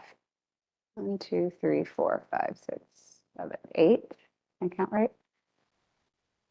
Are you guys going to participate as well? Okay. All right, 8. So then we'll put 2 of you per group. So yes. And yes, you're in John's group. You guys are group 1, okay? Where do you guys want to convene? Where can you gather? Over here? Okay. And then Danielle, your group, you work with Lori, the mayor, and Carol. And then you, sir, and you work with Danielle. Okay, who do I might have to do a bit more distribution. Who do I have left then? Just Leo, you're going to work with, and Carol. Yes, okay, Leo and Carol, right. We'll work with Doug. Oh yeah, I'm sorry, I already assigned Carol. So yes, I knew we were going to have because we have an odd number. That's right. Right, nope, not letting her go. All right, so Leo, you will work with Doug, and then you guys get the extra staff members. So that works. I think the groups are fairly even.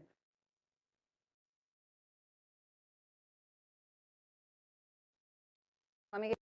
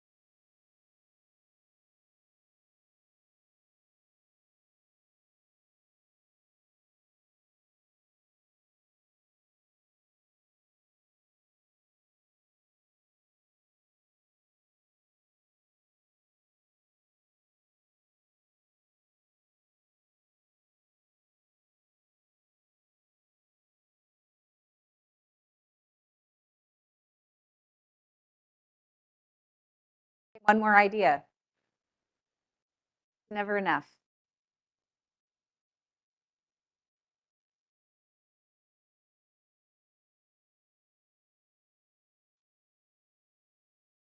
Okay. Home stretch, you guys. It's Friday afternoon. This is the last thing you have to do, this discussion, and then you're off to the weekend, whatever that entails for you.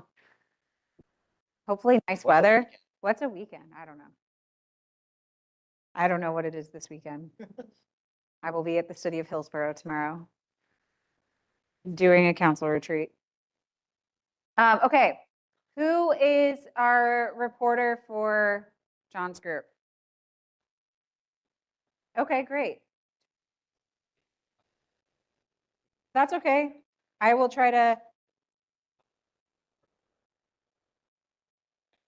All right, and I will, if anything you don't have on a sticky note, I can just capture it up here on the board. Okay, we had some strengths. Okay. One of our strengths that we listed, at least a couple of us, willing to go anywhere and talk to anyone. Okay. Okay. Willing to host events in new places and find new audiences. For example, Chief was talking about hosting community events in businesses across town. He's already planning to do it.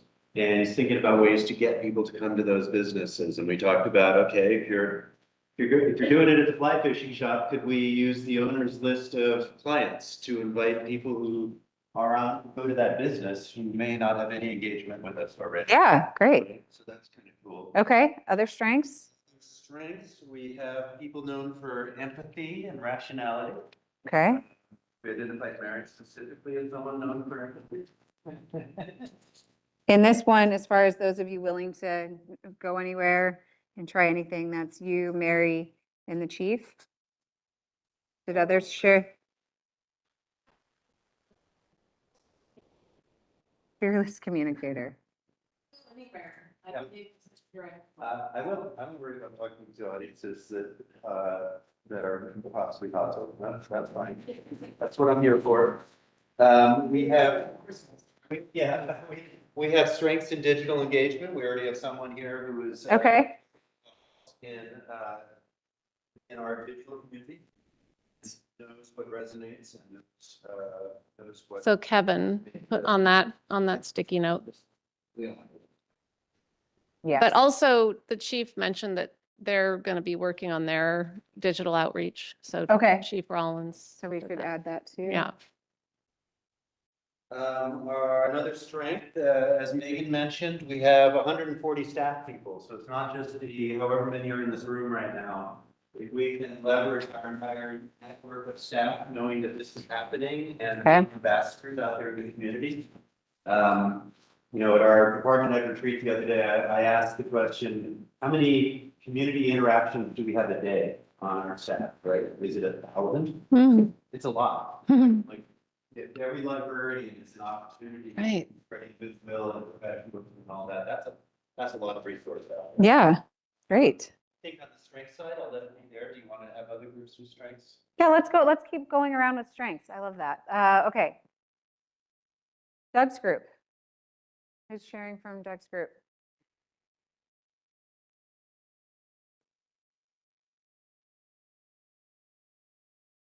You guys have the strengths? Okay.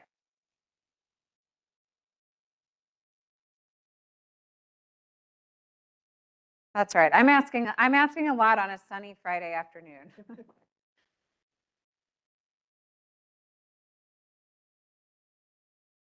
All right.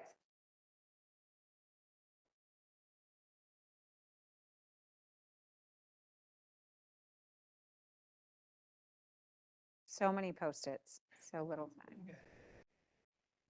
Okay, what do we have for strengths? We have a variety of feedback mechanisms. Okay. Overall, we connect with the majority of the residents. Okay.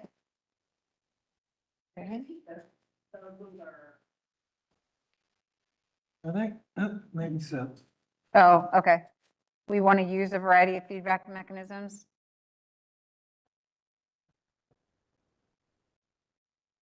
Do you want a minute to look now, since you just got all those Post-its, you want a minute to look through them? Okay, You take just, oh, nope, he's got them. Okay. We've got the pile we need. Okay, great. So services we already provide. Okay.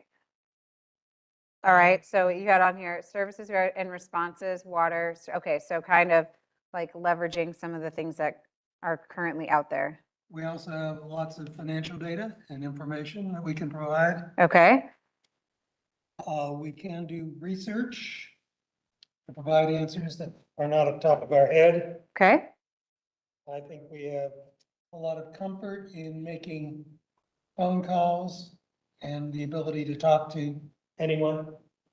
and we talked about you doing that specifically, like you feel very comfortable there. Yeah. Yeah. And put your name on that. Here we go, okay? Okay. Comfort with hard questions. Put that next to our, yeah, fearless communicators. Right. And this was mostly library, but attention to detail, and that was mostly staff. Okay,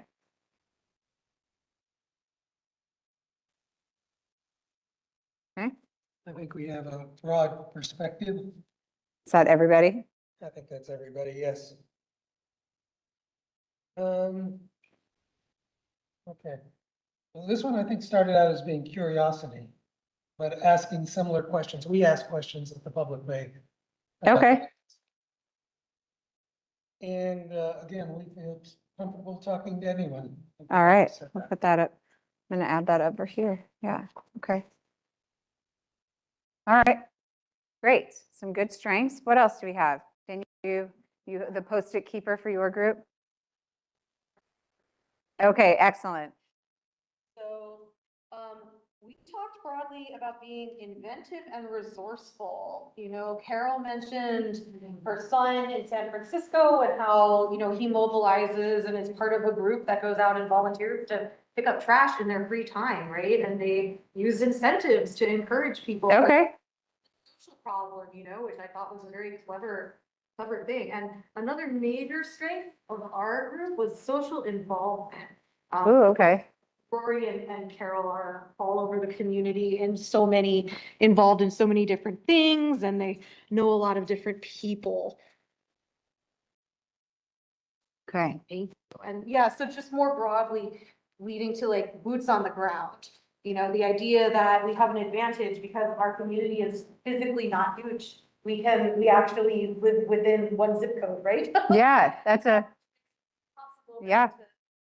For groups literally physically where they're at. Yeah, great. These are all good strengths to build on. Okay, anybody want to add anything to this? Did we miss any strengths? Did this inspire any other things that maybe didn't come up in your group, but you're like, ooh, we don't want to miss it? Okay, let's then shift over to our networks and our partners. Who are our networks and partners that we would like to engage? All right, come on down. So that's what Romer said. This is outreach. The Adult Community Center where he has lunch many days a week and has walking groups. Okay, Eric, from Public Works, says his connection with developers in our community. I said, the library, because we're connected with the schools at the building level and at the district level on a daily basis, well, the building level. okay, Said in my community services role, Faith Leaders Community was that we bring them together to talk about issues that they have and that they can help us out with the cities. I would also Okay. go for some of our other civic organizations. Dylan said his connection with the neighborhood associations and CA, the community advisory councils. okay, Also, I think all of us, Dylan, myself, and Eric, the Chamber of Commerce and also the Historic Western Maine.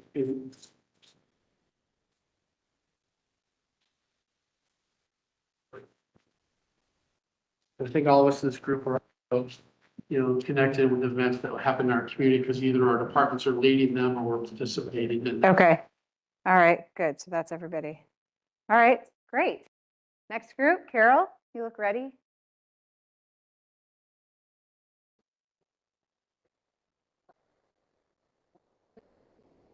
replicate some of these partnerships. Okay, And so one of the things is youth sports. all right. That would be a place where, find out where some of those sports activities are taking place. All right. Go there and talk to the parents. All right, so maybe you don't have this network yet, but it's one that I'll put a star next to the ones we want to grow. Okay. And then this goes to the library and all of the events that they do. They have a lot of small group events. They have like a book club and a knitting group, and we could, join one of those groups to share Okay. this information. And then just kind of in general, community events that are all over the city, the Adult Community Center, the Robinwood Station, Movies, Music and Park, the Wednesday Market, which I didn't write down there, but all of those community. Weather's about to get nice. Those events are about to happen, right? Have a presence there. Great. Whether it's counselors or staff booths or whatever, we can share, but Opportunities abound. I love it. Okay. List for the plan. I have Lions Club and Rotary Club. I'm a Lions Club member, and Okay. we had a good presentation at Rotary recently. I know Mary's involved with the Rotary a little bit. I'm trying to recruit her. Okay. Been involved, and that's a pretty good anchor for engagement. And then the Youth Advisory Council, I thought of just, they have a good connection in there to Westland High School, who want to have a survey thing distributed to the high school. I love it.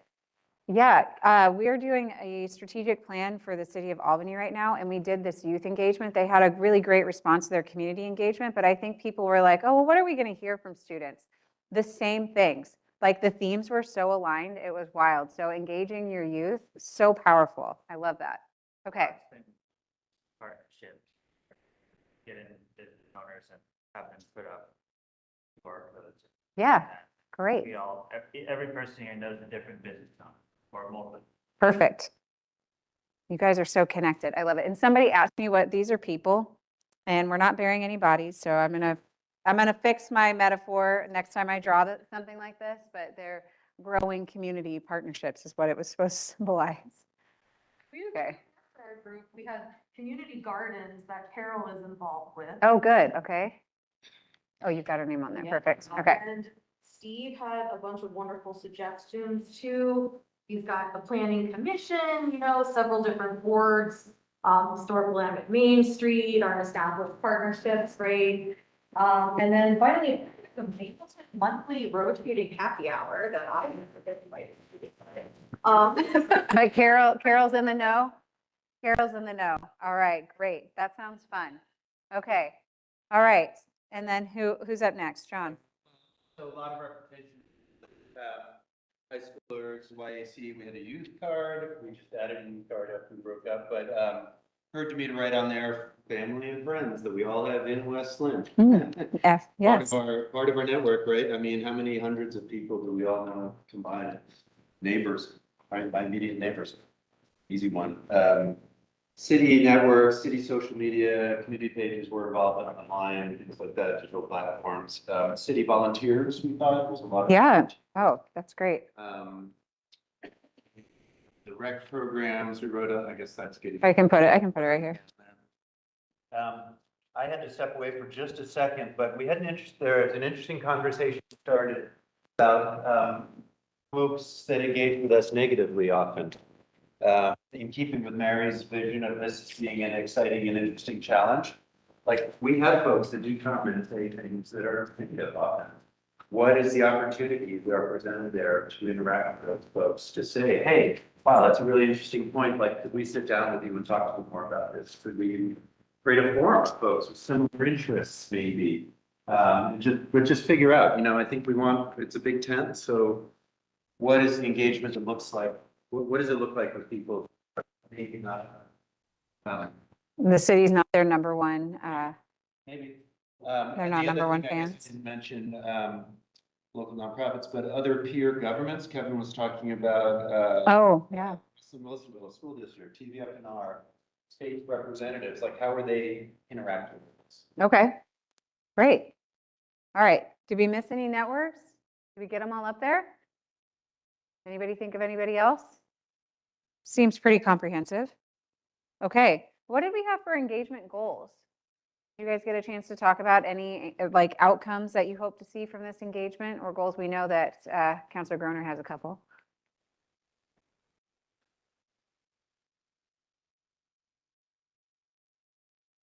Okay, we want the citizenry to feel that they've been heard and responded to. We'd also like a general public that is well educated. Okay. Cares. Community support for stability. Getting a variety of feedback from people, I guess including some negatives, and connect with the majority of residents. Okay. Anybody else have goals from or outcomes from their group? We talked about a reframed engagement and improved relationships with neighborhood associations. We find that sometimes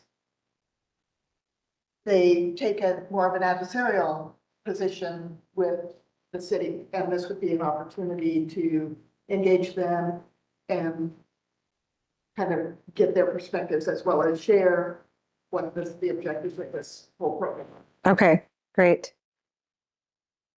Kevin, did you have some Yes. goals you wanted to add here? Obviously, Perfect. No. Goal number 1, no. Actually, quite the opposite. I was thinking maybe we might find blind spots. Okay. Figure out what the real situation is, hear the truth.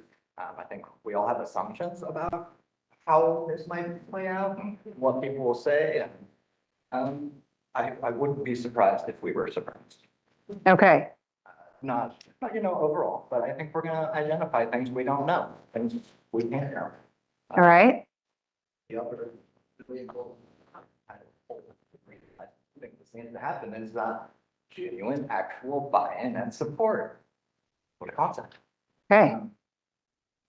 And then they're kind of nice consequences, I guess we could call it, the foundations of future connections and outreach and visions. Really making connections with people who aren't connected already. So we're going to utilize all of this again in the future. Yeah, you're really strengthening your engagement network, building some relationships, building new relationships, strengthening others, maybe repairing relationships that have been damaged or where trust has been maybe lost in the past. So yeah, those are great goals to have. Okay, last section of this, tools. What sort of engagement methods or tools would be effective? Did you guys have anything specific that you wanted to throw up here? Danielle's like, I got Post-its, got ideas. Okay. Citizen ambassadors with their own toolkits was one thing we were really interested Oh, yeah. to kind of help it go viral. And, if each person that we talk to in turn talk to one person and, have the tools provided to easily invite other folks to enter that conversation, it might be impossible to reach, several orders of magnitude more people. Sure. than you can. We also talked about QR codes around community event spaces, kind of take advantage of our limited geography, if folks are at a baseball game using our Wi-Fi, maybe that's a great time to have something physical, a banner there with the QR code to give feedback. Maybe they need to let us know, if that's a priority, right? Being able to- Yeah. And finally, just incentives for engagement. I was inspired again by Carol's son's community service efforts, but it's just an idea. It's a little hard to come up with solutions for that, but I think it's something worth exploring. Yeah, there's lots of good models out there. People love free stuff, something, whatever. And we kind of something. talked about engaging the business community to maybe provide some of those incentives. So it's not coming from the city, but it's coming from the businesses. Yeah. All right. What do you have? I don't think I need to explain what this whole internet. I mean, to be clear, it's the online community that also mirrors the city. I had to think, I'm not gonna lie, I had to think about that for a second. My brain has now caught up. Thank you. I love it. Yep. Enter it officially into. Enter it into the record. Yes, great. Humor and levity. Feel more comfortable engaging. to get people interested in engaging in this. Totally. You That guys are all helps. actually pretty fun. So you have a sense of humor, you know how to use it appropriately. April Fool version of the Could be, could be. And then I think a really key tool to have available, and this all sorts of ways. If you ever interact with someone who knows how to handle a tough situation where they don't know something, the best answer they'll give is, I don't know, but I'll find out for you. We need to have some sort of easy method for our ambassadors to use that. Whether that's directing someone for a link or helping them submit their question to someone who might be able to answer it. We need to make it very, very simple, and very accessible. Okay. Excellent. All right. Our last group, Doug's group, did you guys have a few more? Yes. Counselor Gruner's got them all. That's okay. All ideas are welcome here. The OWL, one tool, social media. We haven't heard about that one yet. Nope. Yeah. Okay. I think it lives on the Linternet. I don't know. Utility bills as a communication media. Okay. Opinion pieces in the tidings. Right. Done that. Oh, I'm gonna give you, I got it. I was give you some tape for some support here. Effective. I know. These aren't the SSW branded ones. Those are cheap spam people. Okay. All right. The only thing that I would add to the, we didn't quite get to the, whether exactly, but we did talk a little bit about, there was sort of these are the what, but there's also like this how, it's like, what is the nature of our engagement? So transparency, sense of humor, clarity and simplicity, informational, lack of judgment, everyone's welcome, right, in this conversation. So there's gonna be some guiding all the way along, which is sort of, that's why it'll be effective, real. Yeah. And it's gonna be accountable. And the last piece is like the through line. How did we get where we got?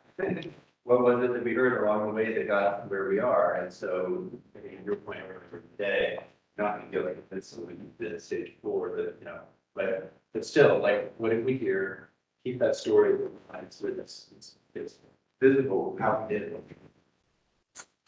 We did what we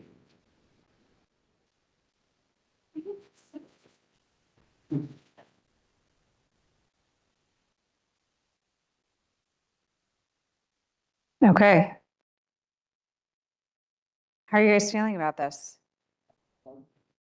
I had these questions in here, like what can council do? What can staff do? But we were able to identify names along the way. Do we feel like we want any more clarity on those pieces, or do we feel like this is a good start? I think when we get into the next part, sort of looking. Okay. Sense of what does this actually mean? Yeah, and maybe that's maybe this next question is also for that. I was going to ask where you guys need outside support, but maybe get the full picture and share the rest of the presentation, and then we can have that conversation. But when you think about this, what kind of this general outline, do you feel like council, this is different than what has been asked of you in the past? Or do you feel like we're very comfortable, we've got this, or does this feel unique? The only thing that feels unique is that we've never really tried to do something this big before from the standpoint of an engagement piece, but we've also never tried to do it before. Okay. You know, so it's something we can do. It'll just require some coordination, I think, and a lot of work. Right. I think it's just way more comprehensive. You know, we've gone out to talk about one thing versus kind of the broader nature of what it is the city provides. And Okay, so this isn't so topic-based. A particular word came to mind for me earlier. This is our moonshot project. And there may actually be information or approaches well, no, we're not going to the real moon, but that'd be fun. But, I think projects like that, that companies and organizations have undertaken may have things we can learn from without needing to totally reinvent the wheel to do this. But really thinking of it in that term as a moonshot project is pretty important.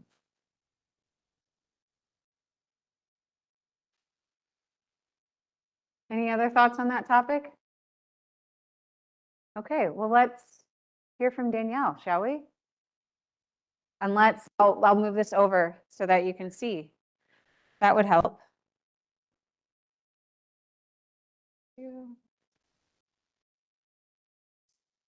Guy right over here. Should be good. Yep.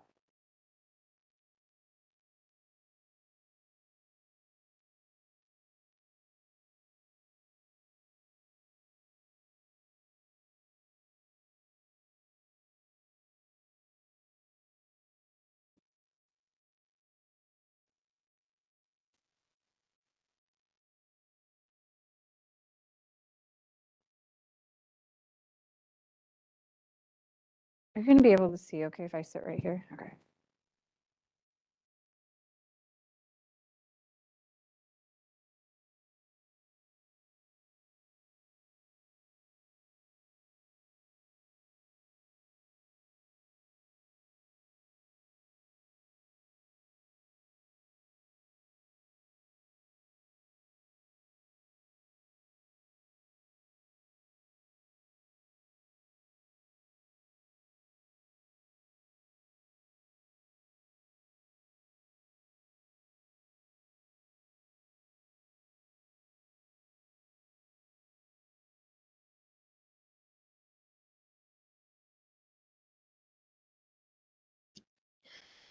All right.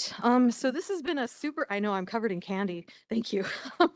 This has been a super theoretical discussion so far, right? So what I'm hoping to walk us through today is some of the application process, that what that watering can looks like as it's, watering the garden, right?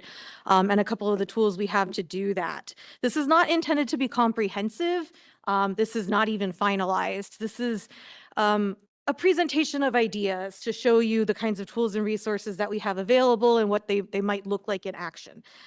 So to start with, Teresa, if you could follow with me to scroll down through here, we've got framing our future up here. This is what we were hoping to envision as a central hub in which it's part archive, it's part outreach tool, it's part promotion, but and part FAQ. We can have a lot of tools. We can host surveys on here. Let's scroll down a little bit. Thanks, Teresa. This is all unpublished so far, but I want you to kind of see what we have in terms of like placeholder, language there, how we're sort of presenting this idea. We've got a logo designed. Westland provides the day-to-day services that keep our community safe, connected, and thriving, from safety, infrastructure, and clean water to the departments that make it all possible, like finance, IT, and more, which are ones we may particularly want to talk about as they're, less visible in terms of how the public actually interacts every day with the city. Yet the city receives only 13 cents of each property tax dollar, and state laws limit how quickly our revenues can grow even as costs rise. Framing Our Future is a long-term, community-driven effort to understand what services residents value most and how we can sustainably fund them in the years ahead. And then after that, we've just got a little summary of what this page is so folks can understand how to engage with it, maybe especially those who are not necessarily used to an engagement platform or are not so online. It mentions that we've got ideas below, questions and solutions. And then on our right sidebar, you'll see that same roadmap that we went over earlier today. The phase 1, phase 2, phase 3, and phase 4 below that. Right now, all we have up is, oops, sorry, could you go up a little bit more, Teresa? Thank you. Right now, we've got one open question up, but we could also have a forum there in which citizens can talk to each other. We could have them just submit ideas to the city. We could have a survey, there's a wide variety of different engagement tools that we could provide in this spot. News updates are another one, and they live as tabs next to each other. From this idea tab, we could add news right next to it, and then, whatever else we need. Right now, this question was designed to kind of get at what council wants to know from the public first, right? Which is what level of service, what services do they prioritize? Do you have something to say, Rory? No? Oh, okay. Yeah, so what's most important to you? Do you want more services, fewer services, or to keep things the same? Just as a really basic question. What we're going to need to pair with this is a lot of educational material. If you want to scroll down a little bit, Teresa. We've got an FAQ that can be constantly under development as we're getting more information from folks, more questions, we can provide more answers and keep that updated. This is where we will want to explain what services the city offers. We can't ask that question, and get meaningful responses and good data in return unless we first explain what services there are, what kinds of costs the city incurs, how our funding works in a very basic way, clearing up some of those misconceptions about, like if tax dollars that are maybe going to another district or somewhere else that maybe folks mistake for coming to us. So a lot of that general background information can be available here in this FAQ section. And if you scroll down a little bit more, Teresa, infographics, everybody's favorite thing. We've got Councilor Groner's favorite one up there too, the permanent property tax rate bar chart comparison, utility comparisons. And then if you want to click, Teresa, that the top right one, yes, yeah. This is not finalized. It's under construction, but the basic idea being, to kind of explain, not necessarily as from the perspective of folks that work at the city, but from the perspective of people who use city services, how to divide the kinds of services they receive so that it will, with the goal of making this easier for them to talk about in that open discussion question, right? So, if folks are going to want to have a conversation about events and programming, they can also recognize that, infrastructure and utilities, are probably going to be number one and number two, right? So if we can have some kind of we can then offer like a ranking system. There's really a lot we can do as long as we're providing that general education with, links to the current city website where all this information is available, but is hard to find or, kind of buried or just not something that folks are ordinarily looking for in their day-to-day lives. Would you take us back, please, Teresa? We've got John's Ask the City Manager video at the bottom there, the property tax one. And if we scroll down a little bit more, we've got related projects, which is going to be a key piece once we have many faces of this one project, right? So we can all keep them consistently branded as Framing Our Future, so folks understand what the purpose of each page is, but we can have them on separate pages to avoid overwhelming with information, kind of help chunk it so that folks can explore the particular ones that apply to them or that they're interested in. And finally, a who's listening section for just direct contact for staff members. If you want to put up the social media, this one, Teresa.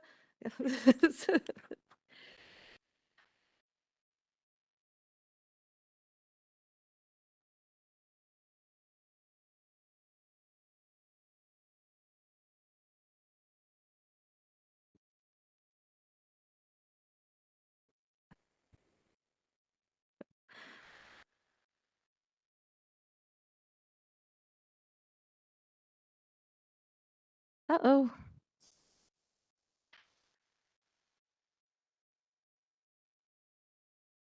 There we go. Not this one, but we can talk about it a little bit. This is just the 4 phases that we reviewed earlier. The idea being here just to put that in an easy graphic and make it, quick for the public to identify which phase we're in and where we're going with this. If you want to, yeah, let's try that. One more.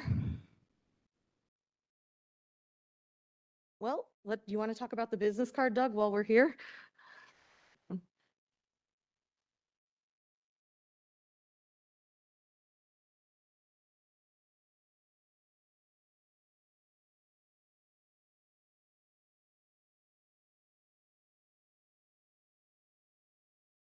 going along with what Danielle has just brought to you, I think it's important that we understand that we all need to be able to centralize not just our information so that we can share it with everybody, that we also have a constant point where we can all come to and relate to. We also know that we're not going to know the answers to every question. And I think that's one of the things that, I learned a long time ago as a librarian. 99% of the questions I'm going to be asked is in reference or any other form of libraries you're not necessarily going to know the direct answer to. And not ever being afraid of that. It's walking the path with people to find the answers that they need. And so one of the things that we're proposing to you is to have this Your West Lynn site, which is Framing Our Future, be that space where people can come for information. So how do we tell that? How do we get people to come to that? Our proposal is a business card that everyone will have. We'll have literally thousands of copies. All our staff will have them. All of you will have them. And so when you feel like there's a question you can answer, that's wonderful. But at the same time, you can hand them the card with the QR code on it, which they physically take away, where the other answers can be found or answered, or they'll know who the people are to contact. It all gives us a singular form of reference at that point, and it gives us a space where we will have everything. So what will be there? The things that Danielle had talked about, but I know she's going to talk about this in just a second, but I think I want to just mention it before. We identified the 6 ways that we communicate with our residents and our community members. And we've talked a lot about them in the Victory Gardens exercise that we just had, but I think it's important to know that as we know, this is a community of busy people, all with different attention spans to different things. But I think we can all agree that people live here intentionally. They come here because of the things that we have. And this is a great reminder, and these are also vessels which we can then be spreading that information of why our community is great and what we do. So what are the ways that we do this on a regular basis? We have our social media feeds, not just the ones that the city runs or the departments of our city. Our official city one, the library has one, Parks and Rec, police have one, but ones that are also very active that have our community as their subject matter. West Lynn Community Page, West Lynn Open Forum, other spaces in Facebook and other mediums where people are coming around the idea of the city of West Lynn or what happens in West Lynn. These are all places where we can be and are using information. Our print media, right? The OWL, the utility bill, they provide us with direct, tangible communications to every single household in our community. And then our digital content. What are we creating ourselves? So our city websites, our Your West Lynn, which we hope to be funding our future Your West Lynn, our weekly e-newsletters, our cross-platform videos that you can find that various people are placing from the city in YouTube and other places. These are centralized, accessible, and on-demand references for archiving. I think this is our opportunity to maximize some of our media partnerships. As we just talked about earlier in the last exercise, we now have a community paper that represents 3 communities. So no longer is there the Tidings, it's now the Review, which is Wilsonville, West Lynn, and City of Lake Oswego. So we also have regional news partners, which the Tidings is now kind of a regional news partner with being the Review. We also have the Oregonian, but then we also have our local folks. We have our Chamber of Commerce. We have our Willamette Falls historic Willamette Main Street and the Willamette Falls Trust and other organizations that provide print media or also any kind of media outlets that we partner with and are not natural with us. This gives us a regional amplification and a third-party credibility when they're talking about us.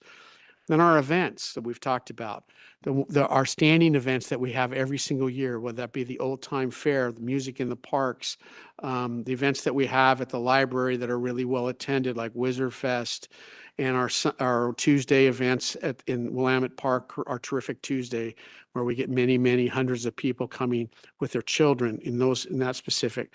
And then, of course, our most traditional forum, one we're communicating with our public right now, which is our public meetings. So our opportunities at City Council, town halls, State of the City addresses, neighborhood association meetings, chief swearing in. Hopefully we don't have any more of those for a long time. Our CAG meetings, These are all structured and with civic communication and intent for formal engagement. Now you combine that where all of these things can be used as tools, but then where do they all go? How do I know what's happening here? How do I know what's happening there? If you think of this great space being that your West Lynn is where everyone can go to find information. So as we create policy and procedure and interdepartmentally, if you post first on the West Lynn Library website or Facebook page, it automatically is going to go into the library section of what we're doing on your West Lynn. So everything remains current, which allows us to be able to know what's going on in our community in one space, both as people who are talking about it and also those that are hopefully going to be receiving it and asking for it. And it gives us all one central place where we can share our information. So if we're not going to First Alf, to a social media forum or an e-newsletter, we can put original content right there. But it allows council, our community, and our staff a singular place to find what's going on, and more importantly, to answer those questions that are going to come up from our community as we go out and we tell our story. Thank you so much, Doug. Just to add on while we're still on this page, not pictured here are many of the ideas that we just had from the organic activity, right? This is just what we're used to using, right? This is the toolbox that we already possess. Also not pictured, perhaps professional polling or public sentiment analysis. That's also an option, as John mentioned earlier. These are all designed to be complementary to each other. As we've discussed, there is no way to reach everybody with one tool. We need this entire box if we want to reach the number of people that we do. So one way to connect folks to each of these tools, as Doug explained, each tool can be connected to the central hub in your West Lynn, right? One way we want to reach folks is through a business card. If you want to take a look at that packet that you have, that first one, this is what it looks like in real size, but this is the mock-up for the Framing the Future business card, which on the back has a QR code. The idea being that this is the way we can present this toolkit of ideas very easily. It's mobile, it's portable. We take it to where the people are, whether that's the Wednesday in Willamette Market. You know, we've discussed the strength of us having a limited geography here. So, you know, why not bring people in that manner? We can also put this in the OWL, the print newsletter that's going out shortly. And I think the distributability of that can really help. If we give folks, you know, business cards who they can then pass to other people who they talk to about this project, there's a chance that, you know, we can reach a really high number of folks.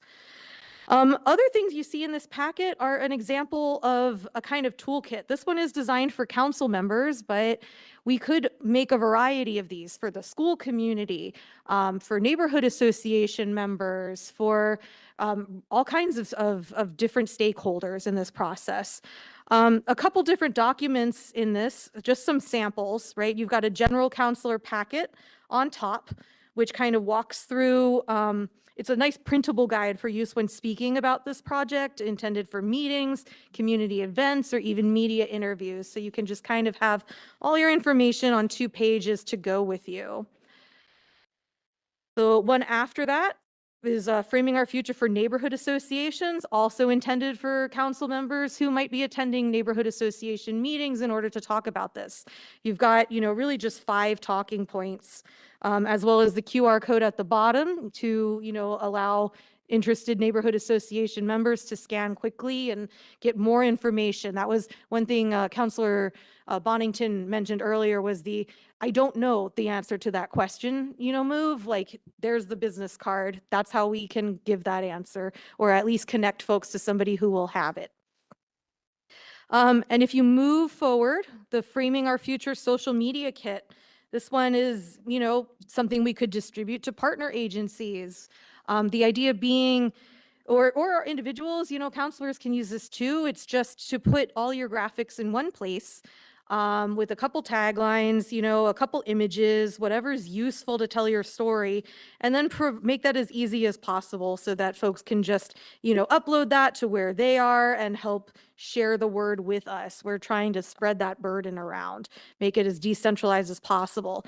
And finally, an opinion letter at the back there, just a template, you know, all just ideas. These are all meant to be individual pieces of a toolbox meant to make your lives easier as you talk to other people in our community about this complicated thing, but also to allow our community members to become those kinds of ambassadors that we've been talking about, and then take this information out to, you know, where they are and their parts of this community in order to hopefully get folks engaging in this conversation. I'd like to add also that we're committing as a staff under John's direction and your leadership to be creating content on a regular basis so that OWL will have information every single week about who we are and what we do.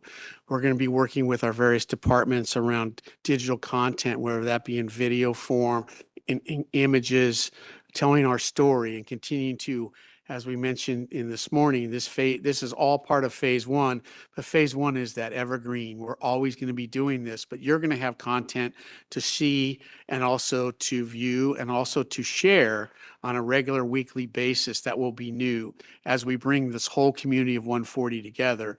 And so not everybody can speak for everything that happens in West Linn, but as staff members and as counselors and as engaged citizens, we can speak to what we do. And this gives us an opportunity to say, and here's other things that we're doing as well. So it gives us a unique opportunity to present as a group, but also be able to present individually and get the information that we want to share with the community, telling that story. This community, for the most part, I would say, are living here intentionally. They live here for the things that we have. These will be great reminders to them and to us of why we do what we do and the great things, the pride that comes from being in a space where we are trying every single day to provide a better community than we had the day before. And I think this will come through. This will be the sign. So one of the examples will be, as we work with our department heads, if 60 Minutes came to you and Anderson Cooper said, I want to do a 15-minute expose on your department, and there's no gotcha moments here. It's just going to be what you want. What would you want to tell everybody? If you got a full section for a long form article in the New York Times that just could talk about what you in your department do or what you do in your city, what would you want to tell them? So spark those ideas in people's minds. Now, it's not going to be the New York Times and it's not going to be 60 Minutes, but it can be a YouTube video. It can be something that goes in our e-newsletter. It can go into the OWL. We can pitch these things to our regional media partners, and we can begin to tell those stories. But we have to think about what those stories are that we want to tell. And I think we are all compelled that we all have really great stories to tell. There's no really skeletons here. These are opportunities for us to tell the great things that this community does and that they may often not necessarily think about. They may not think that a person in GIS is creating maps that helps them have a more livable community. They may not be thinking that what permits and planning are doing, or what folks down in the bottom of the figuring out a storm drain is doing, because they can't be on the sweeping the streets that day because they've got to figure that out. In general, I think what you will find is that we're all generalists here. We do lots of many things, and we all do it with pride, and we all do it with an opportunity to serve the community that we live in and that we work in. And I think this will be a wonderful story and a wonderful opportunity if it is something that you all agree upon that we can do. We can create Your West Linn to be framing our future, Your West Linn, and it can have that central hub for all those things. And we're all committed as an organization of 140 to do that and to start to tell that story and help you to be able to tell that story.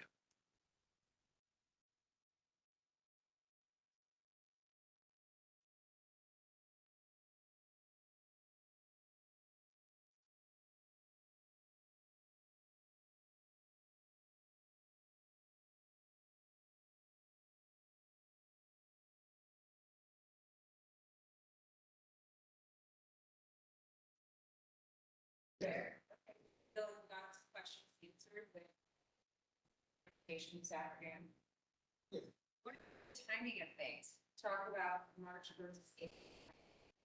Based on what you've seen today. Does I certainly don't want to rush the initial rollout. I'm on. I'm right here.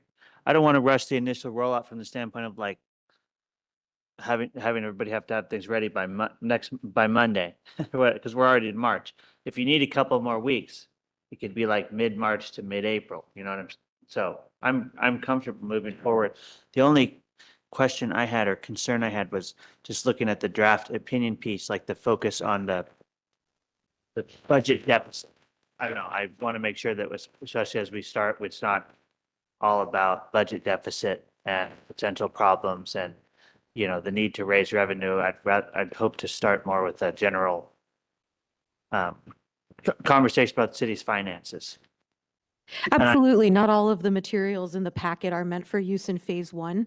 You know, phase one, as we understand the goal to be general education so that folks can have that conversation about what services they value. So getting into the nuts and bolts of what funds what and, you know, sounds like a phase two operation for me. Other thoughts on readiness at March versus April? Can I suggest that we put some quizzes along with the material?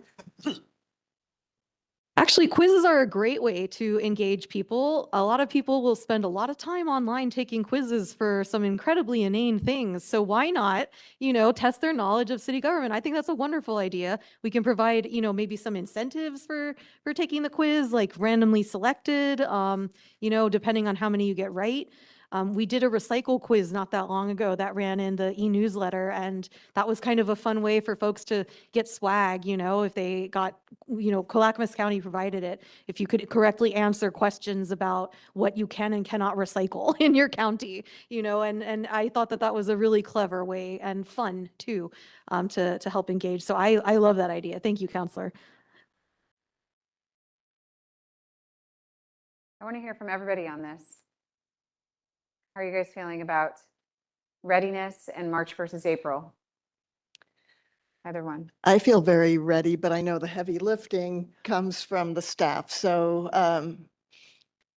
if they feel ready, it looks like a lot of effort has gone into this preparation. So it looks like we're really close to launching, but I don't want to overextend anybody. We appreciate that, but we are ready when you are. That was all that I was going to add also. I am also going to ask again, kind of to get more pointed information on what happens if we do nothing? Because I mean, that's the first question that I would ask if someone wanted me to go to a lot of trouble to learn a bunch of stuff and invest a lot of time and mental energy on why am I spending a lot of time and mental energy? What is, and I think Councilor Groner made this point earlier, is we do have to talk about why we're having this conversation and help people understand that. And also, I think it goes to a little bit of, I don't really want people to invite people to dream up big and then tell them, oh, by the way, we can't do any of that stuff. Because actually the really reason why we're having this conversation is because we're having a big deficit. So, I mean, I do want to have all these conversations, but in the right timing. Can I make a comment about that? I think what we're from the staff side is we're trying to tell the story and give you as many opportunities for our community and for you to be able to see what we're doing and how we're doing it. The question of that, I think, is always relevant whenever we can be telling our community, regardless of the reason that we may have started this, as to let them know. It's important that we're letting them know.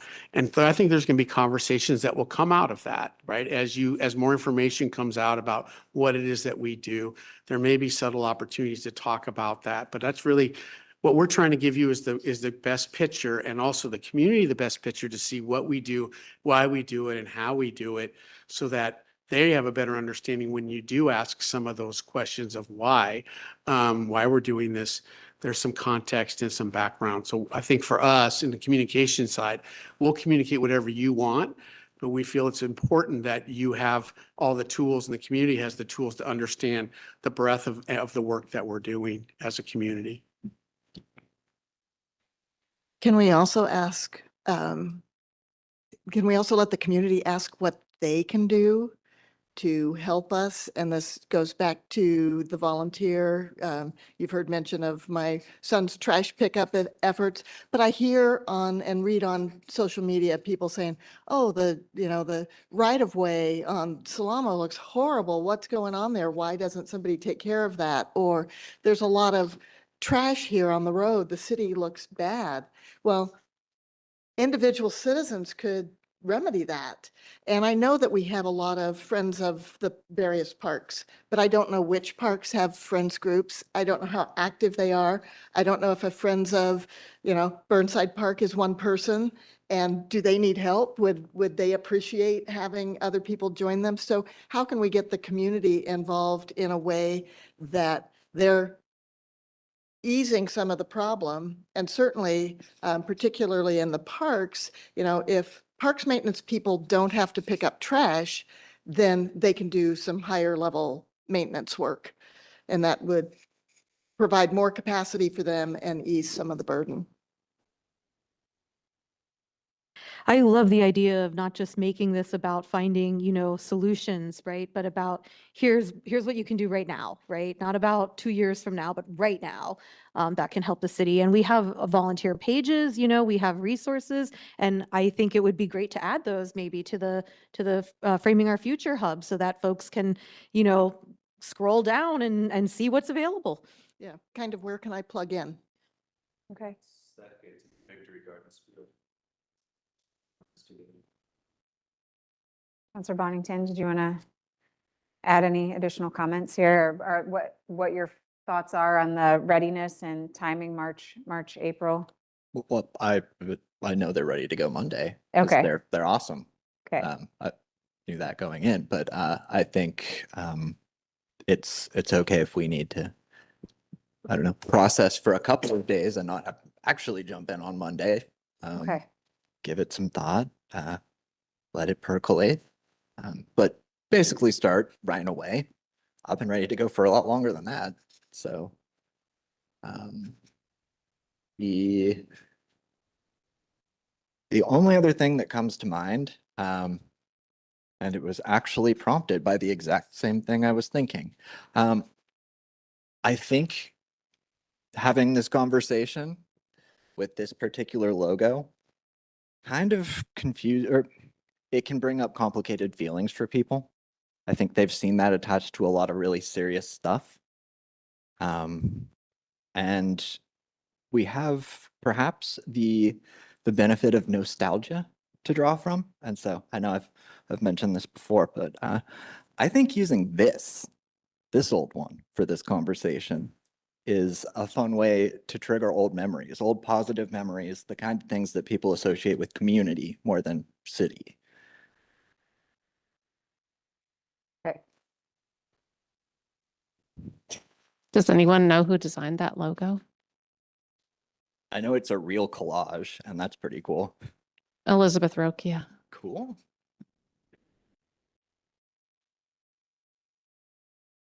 I'm a big fan. Okay.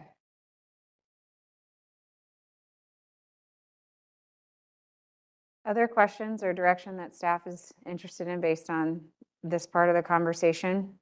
Can I just get a little clarification? So when we talk about being ready to go and roll this out, what does that mean exactly? I'm sure that's what you're going to talk about. John just asked me that same question. Yeah, step one really is to launch that website, yourwestland.com, with the Framing Our Future. And it does not need to change, we don't need to add a bunch of stuff to it. We can keep it simple in the beginning and let that grow organically as we acquire material, as we move through the phases. So if council is comfortable with what's currently on there, and you please feel free, I think in your inboxes, you do have a link if you want to explore it and kind of do a deep dive into each of the FAQs, or I can put that in your inboxes later today if not, so that you can see what the draft is. And as soon as we have the green light to that, that's really where everything else will be built from that.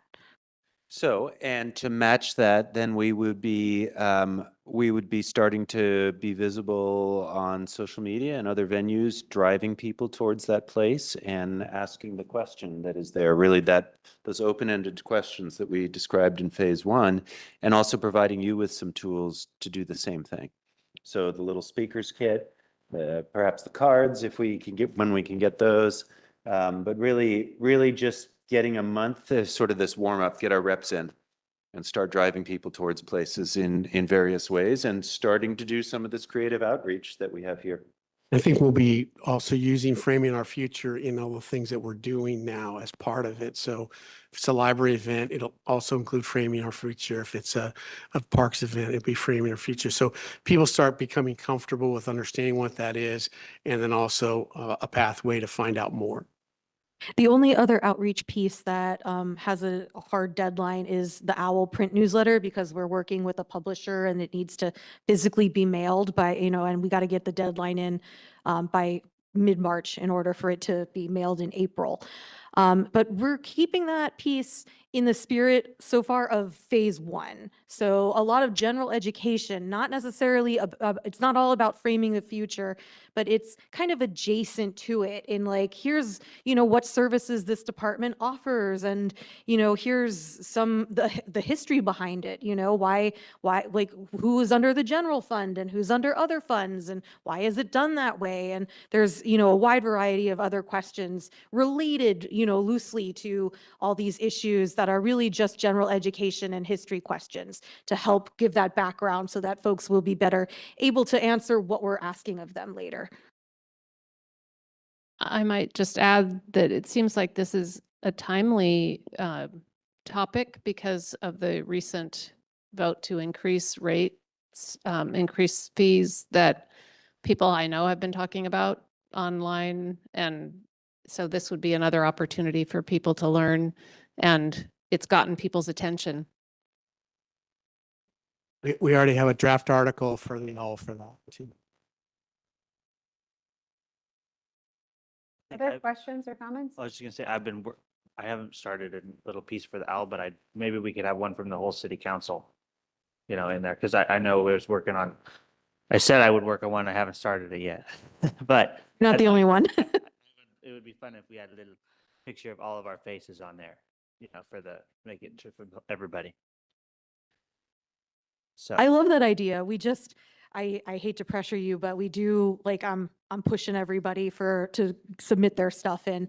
Obviously, council, we've got as much flexibility as we possibly can up to the day before, submitting to the newspaper. So I'm sorry, to our publisher, but yeah, I'd love to work with you on that. We can help with the drafting. That would be wonderful. And then we're happy to do reserve that. a space, a few hundred words, whatever it ends up being. But I think that'd be good because this is a shared project of the whole city council. All right, so that is a good segue to our next section, which is commitments. Hearing a commitment for the whole council, an article on the OWL. That sounds great. What other things in the next 90 days as individual counselors could you commit to doing, kind of based on the gardening exercise we talked about earlier and what you just heard from Danielle? I'll be going to the Lions Club meeting as a speaker at some point soon, so I can talk about this there. Okay. Maybe get some materials in advance. This is not scheduled yet, but in the next couple months, and then the State of the City will happen in about 90 days or so. Okay. The date has not been set, but we can use that as another venue. All right. Mary? I can talk about this at every single opportunity that is relevant, of which there are many. Do you want me to give you the whole list? No, can I just put Mary's list on here? Is that enough? Perfect. I get the sense it's a long one, so I don't know if I have enough ink, but just put Mary's list. She's ready to go. Okay. I can post things on the bulletin board at the Robinwood Station and on the outside of the station garden information board. Events coming up at the station, like almost immediately. We have a repair fair tomorrow. We have a open mic night I believe on Saturday, or if not, it'll be coming up soon. And then we have just lots of events, scout troops and other things that come through the station on a regular basis. So I can give that a prominent spot on the bulletin board in the station. Right? Mr. Croner.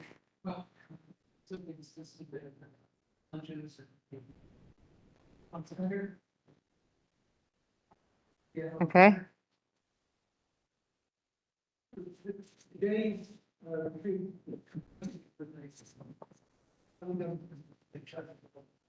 Science fair, science fair.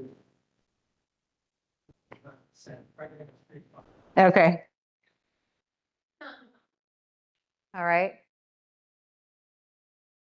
This might sound funny. I mean, first of all, it would be a really silly time to reinvent the wheel and decide I should veer up out of my core competency. But I am fully prepared to utilize the algorithm, as we all remember it, to really maximize my impact of whatever I'm putting out there. I've had that plan for a while and kind of been holding it at bay, waiting to deploy that when the time's right. But also I was preparing to kind of expand my comfort zone in that, maybe some video content, maybe like live Q&A, stuff like that further down the line, but really more engaging stuff. I just suggest you avoid scary clickbait. Yeah, I'm not a big fan of clickbait. All right, I'll just put future videos and other digital media. When we have events at the Robinwood Station, we often put posters around at the various Starbucks, at Market of Choice, at different businesses in the community. So I would be happy to put some print stuff up for anything, and that can be refreshed and updated as needed. Okay. All right. Got direction to go, right? Could we get one point of clarification? Please. I would love if we could, how much time would council like to explore the draft of the website and check the FAQ and make sure we're comfortable with everything? Would a week be enough? I would just love to have a date to launch the website because it's kind of a cascading effect. We can't do anything, including publish the the OWL articles without that.